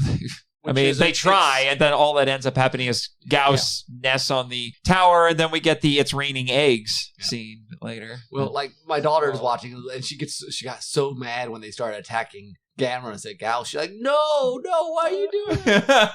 Because the government does stupid things. I think that's actually a common theme. That is a theme in this. The government does stupid things. Yeah, and they don't listen to the experts. Because that's because we had Nagamine and the bird doctor and the other doctor. And the other guy. And they were advising them on stuff to do. And they basically said, okay, we're just going to go deal with this thing. It's like, you don't even know what this thing's behavior patterns are or anything like that. You need more information. Like, no, we're going to go. We've decided to capture it. Because governments never ignore the advice of their experts. Yeah, let's not get into too much of our current events there, or the powers that be here on the island. But anyway, of course, we have some very, very strange experts here on the island. So we have a guy whose specialty is monstrous mushrooms. So Mario? No, he's a lot weirder than that. Okay. Let's just say I think those mushrooms might be at least a wee bit magic. But to me, I'm like, apparently he listens to the show, so I don't know if he's going to send me an angry letter or sick one of his mushroom children on me. But he's apparently a fan. Gave me a COVID shot, by the way. That was interesting. I'm not sure I would trust that. I didn't either, but board mandated. So, here's another anime connection for you, Joe. Hajime Isayama, creator of Attack on Titan, said the Gauss inspired the Titans. Interesting. Here's a question for you, Nate. How does this... I've heard you talk in podcasts before about Japan's recession. When did that start? Late 80s, early 90s. Okay, so do you think when we were talking about the governmental ineptitude, is there some reflection of that situation going on here? I think so, for sure. I mean, we're also seeing a lot of the economic consequences of the kaiju in this as well. I did think it was interesting. Like in disaster movies, I'm not sure I've ever seen one talk about like the stock prices falling as a result of all the destruction. Usually these things just focus on things blowing up. Yeah. Not including the economy. Yeah, well, and that actually goes back to, I have another quotation here from Kaneko that actually relates to what you're talking about there, Tim. He said, this is interesting, kaiju films are the Japanese equivalent of American action movies. Mm-hmm. Yeah, I would take it. In U.S. films, the panic arises from a focused situation. For example, the siege of the building in Die Hard. Mm-hmm. Okay. In kaiju films, the panic comes from a national collective panic. Yeah, that was another thing I thought of from the last one when we talked about in that first Gamer movie how Japan itself felt like the protagonist, dealing with this thing. And it's like, oh, this is kind of that all over again. Mm-hmm. Yeah. He goes on to say, Godzilla and Gamera films have the same goal, to show Japan in panic. Toho's way is to present Japan as an economically strong, traditionalistic country that then has inharmonious elements dropped in that disrupt the flow of order. In my Gamera films, I approach Japan from underneath, showing the people and their daily lives and create panic by threatening that life. And then he went on to say, kaiju itself has no reality, and so it is difficult for most people in the audience to accept. Trust me, I've run into that quite a bit. There then should be as much reality, things the audience feels familiar with, surrounding this unreal thing, the kaiju. the more the audience feels connected with the film's reality, the more readily they accept the unreality happening on the screen. That's some good theory for making kaiju movies. Yeah. Makes sense. Doesn't just apply to kaiju movies. No. I think it Anything fantastic. anything fantastical. I mean, you and me, Nick, we're well versed in that because we delve into that all the time. It's our bread and butter in terms of our writing. And I do think that for a lot of people, the barrier to speculative fiction is the fantasticalness of it because they're not used to it. But that's why, I mean, when I first started marketing my books, one of the things I tried to do was like, don't let the genre scare you. This is a really character-driven story. You gotta have characters that people care about, and then they'll deal with all kinds of crazy light caves and smoke monsters and things. Yeah, or they'll believe anything, including that a hobbit can carry a ring up Mount Doom if you do it right, if you have good characters. Yep. If you make that little hobbit and his friends amazing characters, they'll go along on the journey for you, even though it sounds crazy. Yeah. Magic rings? What are these things? Good point. Precious. I was just thinking of the interview that I got to the island a little early, and we were watching a little bit of an interview with the director. And going back to the Japanese self-defense forces being somewhat ineffective, or at least not as effective, it's not believable for, like, when he was talking about how it differs from Godzilla films, especially like the American Godzilla films, where it's completely unbelievable that our military would be ineffective against the monster. No, it's that the Japanese military would be ineffective. Yeah. For Americans, they find that difficult to believe. Yeah. That was his theory. Yeah. Which is true. I mean, it does seem like, oh, okay, well, that makes the believability of the monster unrealistic. It's a cultural thing with how powerful militarily the United States is. The United States for years has been in a position where it's a superpower. Yeah, it's a superpower. It felt, this is not 100% accurate, but it felt invincible, that its military could defeat anything. Which why, honestly, the only time the military ever succeeds against Godzilla is in Godzilla 98, which is an American film. All the rest of them, even the newer American films, they don't succeed. Yeah. And it goes back to a very Japanese trope where they're wrestling with that concept.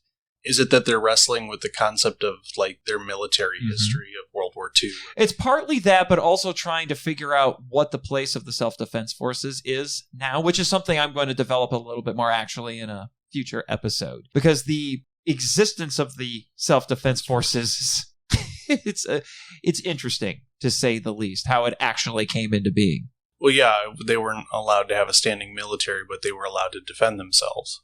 Well, that and basically the SDF is a glorified, in terms of its legality, is basically a glorified police force. Yeah. Public Safety Section 9. I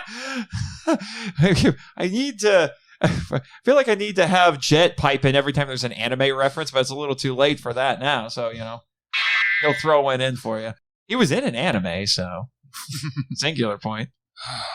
But no, going back to the cinematography, and this has to be mentioned, and that is one of the things that makes Kaneko's style very distinct compared to a lot of, especially the old Gamera movies, is he liked to film the special effects and the monsters from low ground level to help with the illusion of the size, but also to create a little bit more immersion. So it made the audience feel like, wow, you're actually standing there on the street and you're looking up at everything. Just look at the way he composes the shots. A lot of times he likes to have stuff in the foreground, so you don't just see the suit actors doing their thing. There's stuff in the middle of it. It makes the shots look a heck of a lot more dynamic. Because this was the problem that 90s Godzilla movies had, where they kept doing all of these wide shots where you can basically see the entire miniature set and you can see the actors moving around. It just doesn't look nearly as cinematic. That's probably going to burst a few people's bubbles, but I'm sorry, they don't. Compared to this trilogy, no. It sounds like when it comes to the 90s, you think Gamera won that decade. Oh, I mean, yeah, the board made him king of the monsters now, but when you get to the mid-90s with this movie, I'm sorry, Godzilla gave that crown up. He gave that crown up for about 4 years while this trilogy was being made, because he outclassed Godzilla. And the funny thing was, he was a joke 15 years before this. If you watch Super Monster, you watch those old movies, Gamera was a joke. then like I said, he comes back and he's like, "Hey, Godzilla, I do this better than you." Hot take. You heard it here, folks. It's not that hot of a take. Almost everybody will agree with me. If they don't agree with me, I don't know if they're true fans. I pulled an Elijah there. They might be true fans of only Godzilla, but not Gamera. So they're Godzilla only fans? Okay, I'm sorry. I can't do that in good conscience. I'm sorry. I'm sorry. I feel like I owe an apology to everybody for saying that. I didn't get it. I didn't get it either. Okay, that's probably better that way. Anyway, I will not destroy your innocence by telling you. That's probably good.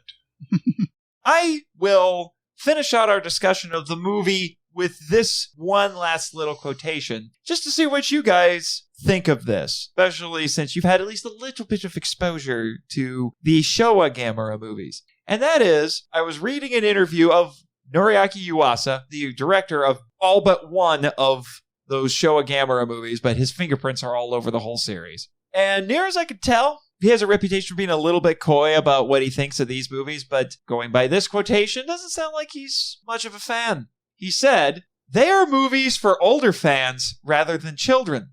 I'd prefer them to be children's movies. The two films are too dramatic." He's talking about this one and the first sequel, because this interview was conducted before the third one had been made. "For example, there is no need for Asagi's cheek to be cut in Gamera, the Guardian of the Universe. There's also no need for Gamera to be the Guardian of the Universe." I don't quite understand what he's getting at with that. But apparently, Star-Lord and his friends don't have quite as big a jurisdiction as the Titanic Terrapin does. But to be fair, we don't really see Gamera patrolling the universe. We just see him. For me, it's just a hyperbolic English title, because in Japanese, this movie is called something like Kaiju Aerial Dogfight or something like that. That's the literal title translation. Huh. I know. It's okay. Yeah. All right, but here's the kicker. It sounds a lot like the Incredibly Strange Creatures. But anyway, here's the kicker on this quotation. They're Gamera movies. They're not art films. He doesn't seem to be trying very hard. You want to talk about hot takes? I mean, I think he's upset that this director showed him up. Straight up showed him up.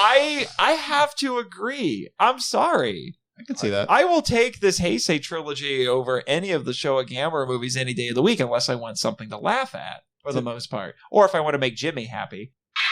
Yeah, sure, Jet. Remind me about that. Yeah. Poor Jimmy. To be honest, I wouldn't really mistake this for an art film anyway. I mean, it's closer to an art film. I mean, it's fun. It's definitely, like you said, it's better than the previous Gamera movie that we saw here. But That's not hard. That's not hard. I mean, it is still basically a big budget popcorn disaster kaiju movie. Yeah, well, we'll hopefully I'll be able to get you to watch the sequels. Because like I said, you're going nowhere but up after this. Again, I don't want to hype it too much. And the third one is actually regaled as one of the greatest kaiju movies ever made. So we'll see how you feel about that. All right, so with that out of the way, let's move on to the Toku topic.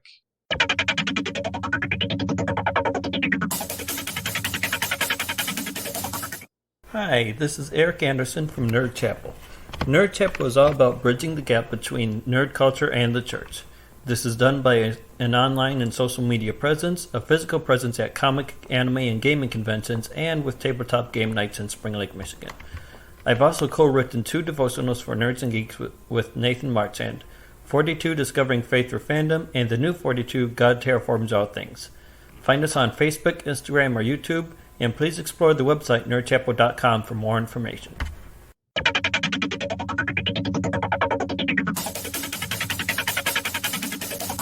Alrighty, so we're going to talk about Atlantis. What do you guys know about Atlantis? I know it's this huge pop culture touchstone at this point. It's a hotel somewhere in the Caribbean.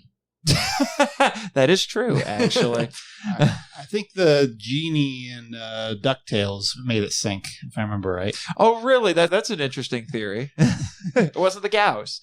Yeah. No, Yeah, I know for a lot of people, when you bring up Atlantis, they're probably going to think, isn't that the one that's ruled by, depending which comic you read, Namor or Aquaman? No, there's a Stargate there. Yeah, there's a Stargate there. It's a Stargate space there, station.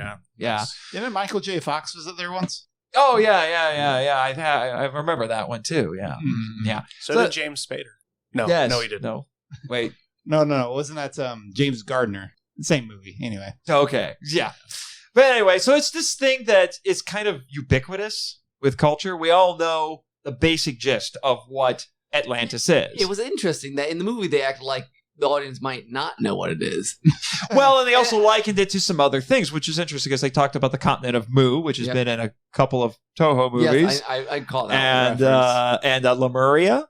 That's a related concept. Okay. That's another continent that sunk into the ocean. And the idea that they present, which I think is kind of an interesting idea, because there is some real world application for this. The idea of a sunken continent is something that that story spread across the world and inspired these other stories. Mm-hmm. And so the theory of the movie is that Atlantis was the origin of that. And that's where the story of Mu and Lemuria and all the rest of them came from.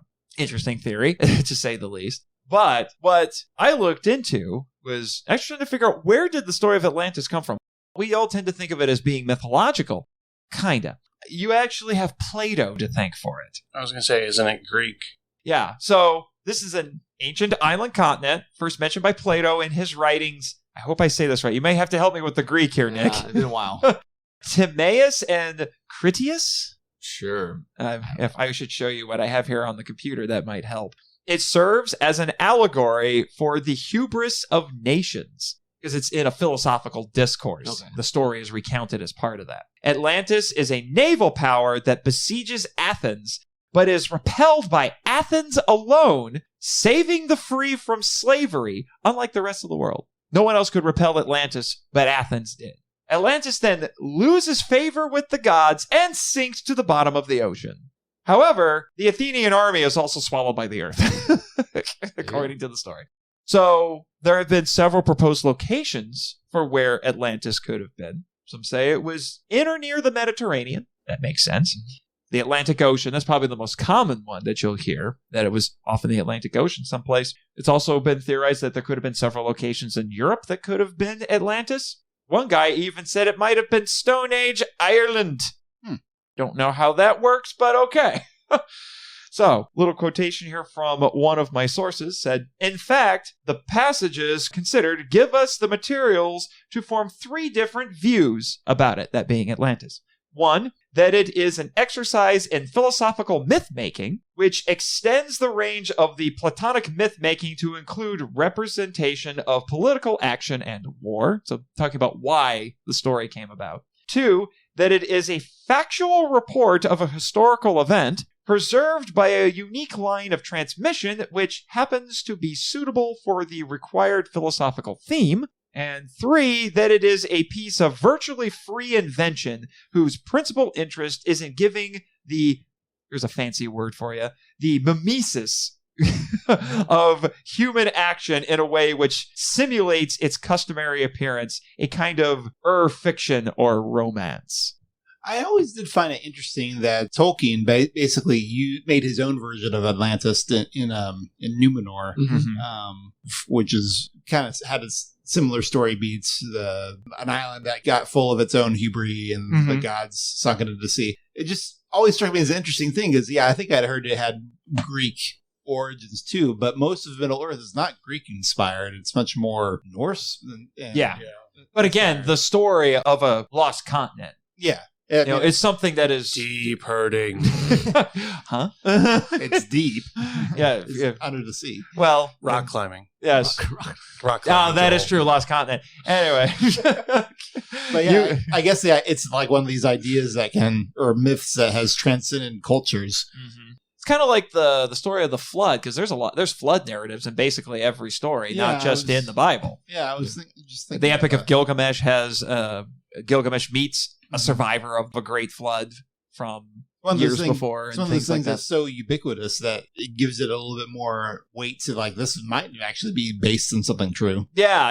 And like I said, again, going back to what we talked about, playing with the whole idea, because the Atlantis story, or at least the more common interpretation of it, is that it is about hubris. This was Plato saying, oh, well, I'll get into it. So the historicity of Atlantis from this account is highly questionable because of the gods being involved. Clearly, these people have not visited Monster Island, but the argument could be made that Plato was simply adapting a historical account to suit his literary goals, that being to celebrate the glory and deeds of ancient Athens. Mm-hmm. Because again, Athens gets to be the hero of the story. Some have interpreted Atlantis, this is different, some have interpreted Atlantis to be the dream and ideal of Athens in the 5th century BC, with its maritime splendor and power and the blessing of the gods, at least while they had it. Maybe you can speak to this a little bit, Nick. Plato blames the reduction of the divine in Atlantean constitution, not the accumulation of their wealth, on its fall. I mean, I don't know enough, but I can see that being said. Well, here's another quotation from one of my sources that might help you with that. Quote, all these themes recur in the narrative of Atlantis. Because of the excellence of their constitution, the ancient Athenians were beautiful in body and soul and ruled both themselves and the rest of Greece in justice.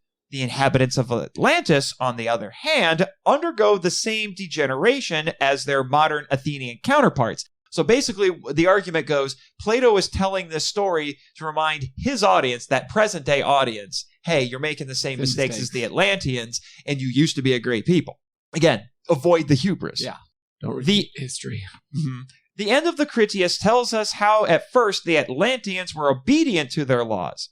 Only virtue was important to them, and they disdained their prosperity. This made them wise and gentle. Their wealth did not make them drunk.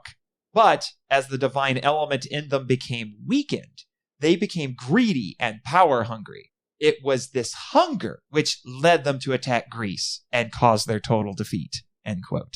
Yeah, it seems like most of the Atlantis stories I've heard, there's always some sort of fatal flaw. Which is a very Greek thing to do, isn't it? That's what hubris is. It's a fatal flaw. Yeah, exactly. Greek tragedies are full of this. Like, you were good until this one thing you couldn't deal with. Now, again, there are some different takes on the story, as you would find out, because let me tell you, I was looking into sources that are technically through classical studies, and I did not do classical studies. Yeah. Now, I listened to a lot of people and source a lot of people who do classical studies, but classical studies was not something that I did. So some of this was a little difficult to process for my English major brain here. Yeah. But there are different takes, interpretations of the Atlantis story. There was a professor named Taylor who writes that he thinks the moral of the Atlantis story is, quote, transparently simple. It is that a small and materially poor community animated by true patriotism and high moral ideals can be more than a match for a populous and wealthy empire with immense material resources but wanting in virtue, end quote. Yes, clearly he saw Star Wars. But it's interesting, all these, this idea that Atlantis is a warning for the Athenians. I mean, that's the same beats that they're playing in this movie, is that Gamera and what the Atlanteans did is a warning for modern humans. Yeah, they even said, like, because one of the characters asked Nagamine, it's like, well, if humans are making the same mistake, why do you want to bother helping them? It's like, hey, they're imperfect, but I don't want to see them be destroyed, basically. I'm paraphrasing horribly, but she makes that statement. So they channel this theme very well, actually. Mm-hmm. Now, the author of this essay that I was looking at countered what this professor said by saying that he thought the real moral of the story was about, quote, defensive war, resistance against aggression, which he went on to say is the supreme glory of a people, particularly if it is in defense of other peoples as well, to rescue them from foreign domination, whether actual or threatened, end quote. So it's a slight variation on it. You can publish unless you disagree with someone. Apparently. That's just how things work nowadays. Academia, trust me, I know all about it. So, you could also look at the stories of Atlantis as a socio-philosophical myth constructed from historical elements and used as a cautionary tale for the original Athenian audience, which is what we've been talking about. Now, are any of you familiar with the term Platonic irony? Oh, the irony. I've heard Platonic ideal. Yeah. Well, one of the other interpretations of the Atlantis story says it's meant to be a Platonic irony, which is described as, quote, a form of expression which, when taken with its context, tends to itself. We are taken momentarily backstage, as it were, and shown the puppet work. Okay. So it's showing the puppet work behind Athens. Yeah. Now, someone else also went on to say that it is something that Plato termed a noble lie. Have you heard that? I think so, or at least the idea of it. Yeah, it's a concept that Plato puts forth in Republic, which is probably his most famous work. According to Wikipedia, yes, I do cite Wikipedia, deal with it, quote, in politics, a noble lie is a myth or untruth, often, but not invariably of a religious nature, normally propagated by an elite to maintain social harmony or to advance an agenda, end quote. Which, given what we've already talked about, does sound very probable if Plato is using it as a cautionary tale to tell modern Athenians, hey, don't make the same mistake as the Atlanteans, be noble like your ancestors. Yeah. One of the other essays I looked at said, along those lines, quote, the content of the myth combines both heroic and didactic elements. It tells its audience how they should live their lives on the model of the Republic, because that's what the Republic is about, the ideal state, and celebrates the paradigmatic achievements of the Athenian past, end quote. So, getting away from the classical origins, we've talked about the pop culture implications that Atlantis has had, but it's actually had some very interesting effects on history, to say the least. Here's a few of them for you. When Columbus set sail in 1492 on the ocean blue, which is like the rhyme we all learned in school, people actually believed that the New World, as in America, would be Atlantis. Oh. How's that for crazy for you?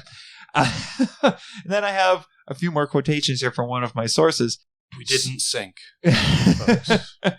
Sir Thomas More, for example, composed his Utopia as a political parable. And I've talked about Utopia before in my Latitude Zero episode, only to discover that many of its readers took his work literally, one even urging More to dispatch Christian missionaries to ensure the salvation of the Utopians, because Utopia was an island in this book. Sir Francis Bacon went even further than More on capitalizing on Atlantomania. In his unfinished New Atlantis, it seems that these people were forced to flee from their original homeland of Atlantis, which was, of course, situated in America, when it was obliterated in a great catastrophe. End quote. And a lot of European explorers thought Native American peoples, when they went to the New World, due to their great accomplishments, these tribes' great accomplishments, so we're talking the Incas and the Mayans and people like that, that they said they must have descended from Atlantis. Diego de Landa even postulated that the old people of the Yucatan were the lost tribes of Israel. And you're probably thinking, what does that have to do with Atlantis? Hold on a second. And his later followers postulated that these ancient Jews migrated to the New World via Atlantis. Wow. Yep. Sometimes an idea takes hold and people have a hard time getting away from it. Oh, yeah. Wait till you hear about more of these. Here's another one for you. Quote, by the late 19th century, the atmosphere had been created in a major boom in Atlantean studies. And the prophet of this movement was the American scholar and politician Ignatius Donnelly. What a name, by the way. Although best known today for his work, The Great Cryptogram, never heard of it, in which he claimed that Shakespeare's works had been written by none other than Sir Francis Bacon. Donnelly wrote a book that became the Bible of believers in Atlantis. He called it Atlantis, here's your dollar word for the day, the antediluvian world. Oh, yep, antediluvian, before the flood. Published in 1882. There could be no doubt as to Donnelly's total belief in the existence of Atlantis after reading his preface and 13 propositions, which I have not recorded here, but I did read them. They are wacky. In essence, Donnelly's hypothesis was built upon the theory of diffusion of culture. According to this school of thought, cultural innovations had but one center of origin from which they gradually spread out, diffusing to other peoples, end quote. I think we as Christians would call that the Tower of Babel. This in turn made Atlantis more popular in occult circles in the 20th century. Yep. You ready for some wackiness, boys? The most popular of the Atlantean occultists was Madame Helena, I hope I'm saying this right, Petrona Blavatsky, excuse me. Said it wrong. The founder of the Theosophical Society. Not theological, theosophical. Quote, Blavatsky was a charismatic figure who managed to convince a great many people of her special ability to penetrate the enigmas of existence. In true life, she was an ex-circus bareback rider and pianist. Can you say con artist? Wow. I think the word you're looking for is charlatan. In her inner world, she was a medium who claimed to be a, quote, persecuted virgin who traveled the wide world in search of occult wisdom, end quote. Gathering disciples about her, Blavatsky formulated an immense theosophical dogma which not only provided for the existence of Atlantis, but also put forward a polar civilization known as Hyperborea, which I've actually heard about Hyperborea, yeah. And a South Pacific realm known as Lemuria, which I mentioned before. Since her own work, The Secret Doctrine, was largely unreadable, most of Blavatsky's teachings were popularized by a follower named W. Scott Elliott in a work called The Story of Atlantis. So apparently no one could understand her. Then it took someone else to propagate you just start making teaching stuff up, then yeah. Here's another one for you. Quote, Charles Berlitz, for example, suggested in 2 books, The Mystery of Atlantis, The Bermuda Triangle, yes, they're connected, the existence of an undersea Atlantis in the area of the Bermuda Triangle. Mm-hmm. According to his theory, all the disappearances of people, ships, and planes in that area are due to the peculiar activities going on below. So pervasive has Berlitz's influence been in recent years, mind you, recent years when this essay was written, that a major Canadian press story of September 10th, 1977 carried the claims of a self-styled clairvoyant that said he, quote, sensed an underwater civilization of amphibious people, descendants of the fabled lost city of Atlantis, end quote, around Bermuda. So I guess that's where Namor and Aquaman hang out. Yeah, that would make sense why they wound up in America. Must be right. Just a hop, skip, and a swim away. There you go. Here's another one for you. Quote, a good illustration is provided by the work of Emanuel, here's another crazy name, Velikovsky, who has theorized that a collision, it's too bad Jimmy's not around, he would be tickled to death by this, that a collision between Earth and a comet around 1500 BC resulted in the destruction of Atlantis and caused worldwide upheavals. He further claimed that this comet liked Earth's neighborhood so much that it moved in and became the planet Venus. End quote. And Jimmy knows all about Venus. That's where he fought a good chunk of the war in space. I feel like that's just a fan fiction, like, combining story. Like, I love this. Yeah. I love this story about a comet, and I love this thing about Atlantis. Let's combine them. I'm still trying to figure out how the comet destroyed Atlantis and then went to Venus. That confuses me a little bit. It's like skipping rocks. Yeah. Pinpoint accuracy. Yeah, the comet's just flying around minding its own business like, oh, sorry, destroyed your continent. Going to Venus now. Yes, I just personified a comet. Deal with it. Then here's another one. Quote, another recent scientific approach has taken its impetus from the theories of Erich von Däniken. Here, the tale of Atlantis is viewed in cosmic terms. It wasn't already? No, here you go. Here you go. Cue the meme. Aliens. Astronauts from an outer space, Atlantis, once came and colonized the primitive planet Earth. Yeah, I was wondering when we get to aliens in Atlantis. Ancient aliens in Atlantis. Mm-hmm. And then they built a Stargate system in our galaxy. Mm-hmm. Nowadays, lost continents are generally disregarded, too bad for them, because of the theories of plate tectonics and continental drift. So, there you go. It just seems, I think it resonates with people, that idea of something that was, the fall of a civilization is something, it keeps happening throughout history. So I think there's just a resonance Mm-hmm. That could be. Well, plus we like to find things with like some tech somewhere is this ancient civilization that will tell us all the answers. Yeah. And these myths get their own like little like things that go along with it. Either like there's an underwater civilization there with mermaids and stuff, or they have their own precious metals. Like they mentioned orichalcum in this, which is like, hey, I know orichalcum. I've synthesized that in Kingdom Hearts quite a bit. Oh yeah, that is a thing. Yeah. That is a thing. With this, I didn't know it was in Kingdom Hearts. It's been too long since I played Kingdom Hearts. I wouldn't be surprised. It's probably in like Final Fantasies too, but It wouldn't surprise me.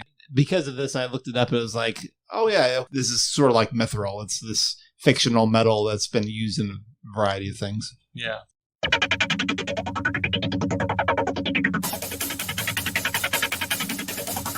Well, there you go. So, as we talked about, the hubris of Atlantis, still relevant now as it ever was, I would say. And the ideas presented here will only be developed further. And I don't know if all of you will be able to make it back to the island to watch the sequels, but I hope you will at least watch them on your own time. Because, like I said, one of the rare trilogies that gets better as it goes.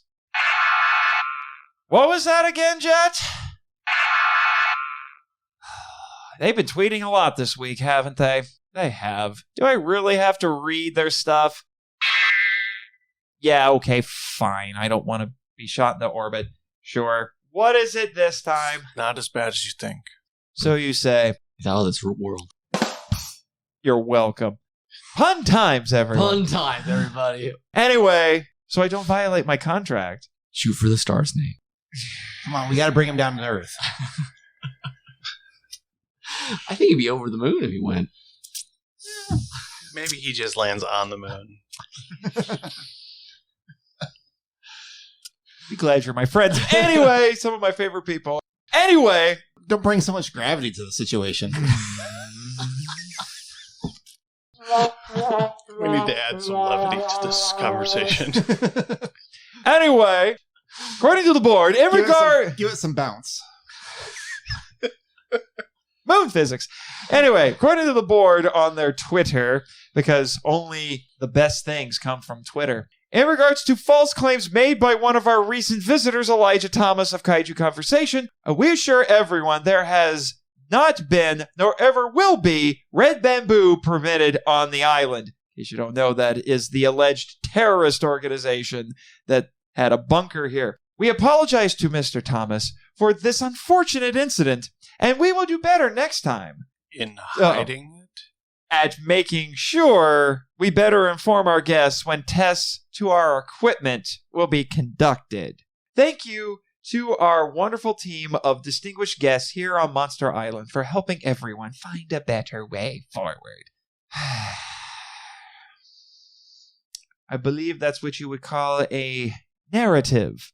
One I disagree with, but I just work here. Poor Elijah, though. Kid took it in stride, but that still wasn't fun, from what he told me. Anyway, let's move on to something a little bit more fun, shall we? The Patreon shoutouts. All right.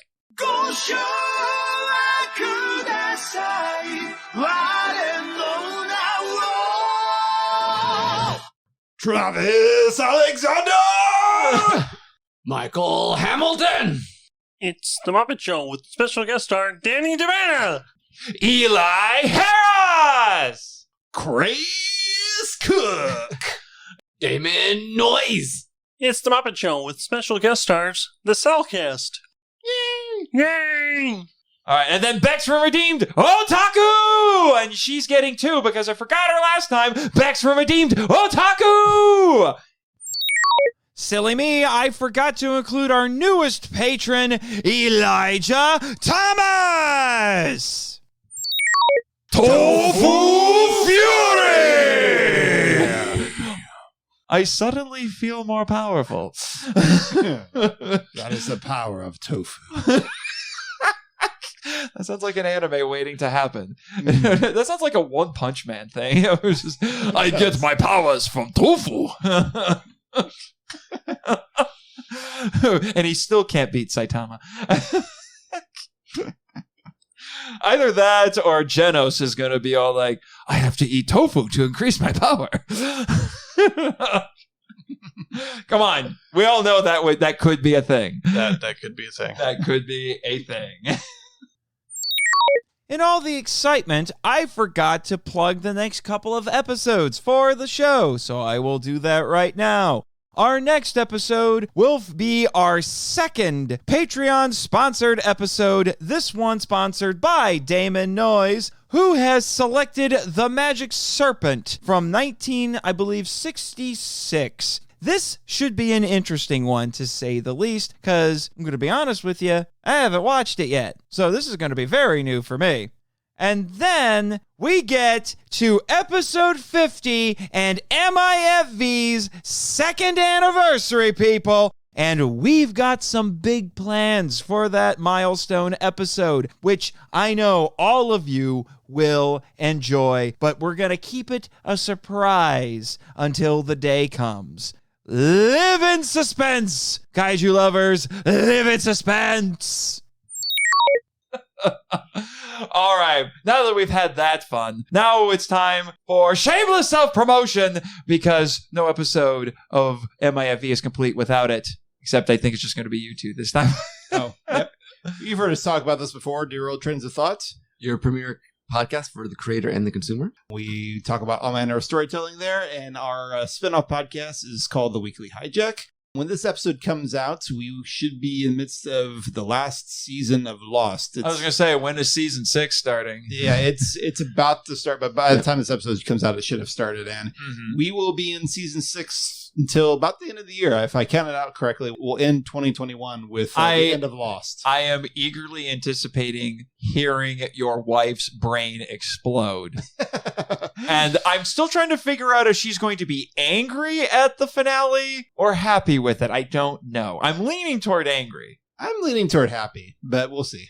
You know her better than I do. We prepped her with this one. No. So yeah, we do a lot. We preview season 6 because it just works better that way. Yeah, we just feel it works better if you know what the Flash sideways are. But if you're not a fan of the end of Lost, you should listen to the Weekly Hijack and hear us dissect it. Because Nick and I have basically been, we joked the other day about how we've basically been preparing the last 10 years to do this podcast. It's true. Yeah. True. Although the question is, what are you going to do after you're done with Lost? Oh, honestly, the Weekly Hijack will probably go on hiatus for a little bit. We're just kind of ready for a little break from it, and we'll see if something else takes its place. At some point, there may be something new, but not immediately. Yeah. Oh, well, a new podcast. But we'll see. That's like I said, Lost will be until at least the end of this year. So I can understand. But trust me, I know how carried away you can get with podcasts. I'm technically running 2 of my own. Check out Henshinmen, people. You should. And leave that and this show 5-star ratings on both Podchaser and on iTunes. That would be much appreciated. And I won't say too much quite yet, but there might be a third podcast with my name on it, possibly starting in the next few months, assuming that the board doesn't fire me or something like that. Or fire me into space, I should say. Anyway, what else you guys got? Yeah, I mean, do we want to talk about the new book, Nick? I mean, we may as well tell people to go buy Zorzum, right? Zorzum? Yeah, I mean, Zorzum, like, we've mentioned on here before, I believe, haven't we? Yeah, we have. So go buy Barbarian Stories by me and Nathan and our fellow friend, Eric Brosman. So there you go. Lots of stuff to check out. Not necessarily kaiju related, but good stuff nonetheless. Now, gentlemen, if you excuse me, I need to go check on my intrepid producer before his brain turns to mush doing all of that tedium. And also, I have a meeting that I arranged with the board's executive assistant. I have a few things I need to talk with her about. So if you'll excuse me, it's time to cue those credits. Thank you for listening to the Monster Island Film Vault, a podcast produced and hosted by Nate Marchand.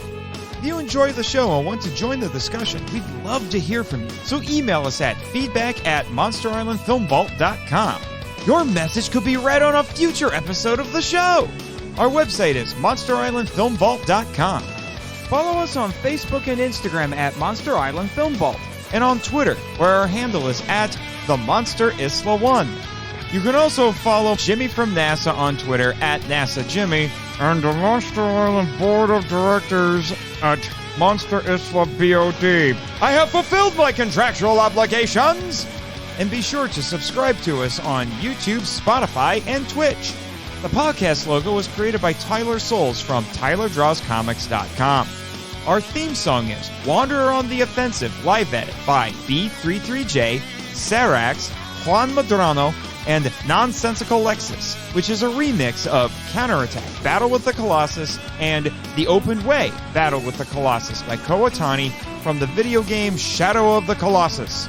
All film and audio clips belong to their respective copyright holders, and no infringement is intended or implied. Please rate and review us on Apple Podcasts and or Podchaser to spread the word about the show. You can also support us by joining MIFV Max on Patreon. The Monster Island Film Vault is a Moonlighting Ninjas media production. Sayonara! Hello? Miss Perkins isn't here. Good thing I came a few minutes early.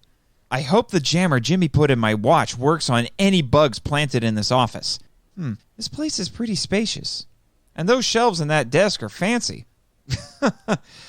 And a window overlooking the Monsterland Resort. Probably so she can keep an eye on all us little people. Jessica's picks were right. There's that weird boomerang mounted on the wall. The sword hilt with the Xbox buttons on the shelf. The huge diamond-shaped paperweight in the inbox. Oh, and here's the picture frame lying face down on the shelf. And it's torn so you can't see the faces of the people in it. But I recognize those uniforms. Now, where's that locket? Maybe in here. Here it is! Don't touch that. Think fast, Nate. Hello, Miss Perkins. I was just... Spare me your excuses. Give me that. How long have you had that? I've always had it. Okay, what's in it? It's none of your business. I see. Did you ask to come here just so you could harass me? No, I came here to give you the truth. The truth? What truth? The truth our Orwellian overlords took from you. Stop wasting my time. Get out. I won't. Then I'm calling security to have you... Open the locket! Oh, my hand! Give that back. Not until you see what's inside. I'll destroy you. Even they can't make you. Do you want to taste more of my power? Now give me the locket, and you keep your life. Sure. Just let me open it.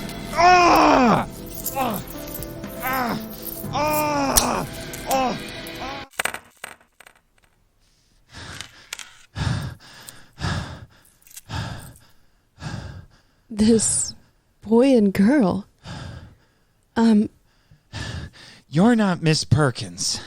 You're Corone Caymanley, the sister of Red Space Ranger Andros Caymanley, the second Galaxy Pink Ranger, and at one point, Astronema. I don't know what you're talking about. Stop denying what's literally right in front of you. I don't know when or how you came to the island or when the board did this to you, but they put tiny devices on you called influencers that have been feeding you lies for so long you started to believe them. And then they gave you a whole new identity fashioned to be their loyal worker. I'm such an idiot. How did I not see this? I even watched episodes of Power Rangers in Space with Chris Cook on the podcast. Was it seriously the Clark Kent effect with those hipster glasses? Wait, could that be where they put the influencers? Let's find out. Do you see with eyes unclouded? I do, and your tricks won't work on me. So the influencers weren't in your glasses, but maybe... Silence. You made a big mistake coming here today. Look around you, Corone. All these mementos from your past, your real past. Astronomer's Ratharang, Ecliptor's sword hilt, the torn photo of you and your brother, the spearhead from Astronomer's Wrathstaff, and that locket. You've always known deep down who you really are. Why else would you have all these? I'm a collector. You can understand that, right, nerd boy? Oh, stop lying to your... We're done here. But... Don't make me change my mind about calling security. Very well.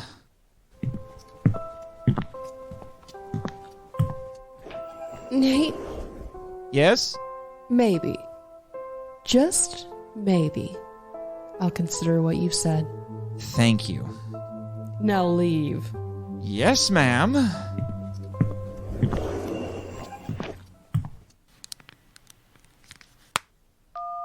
It's done, Jimmy. I just pray the truth sets her free.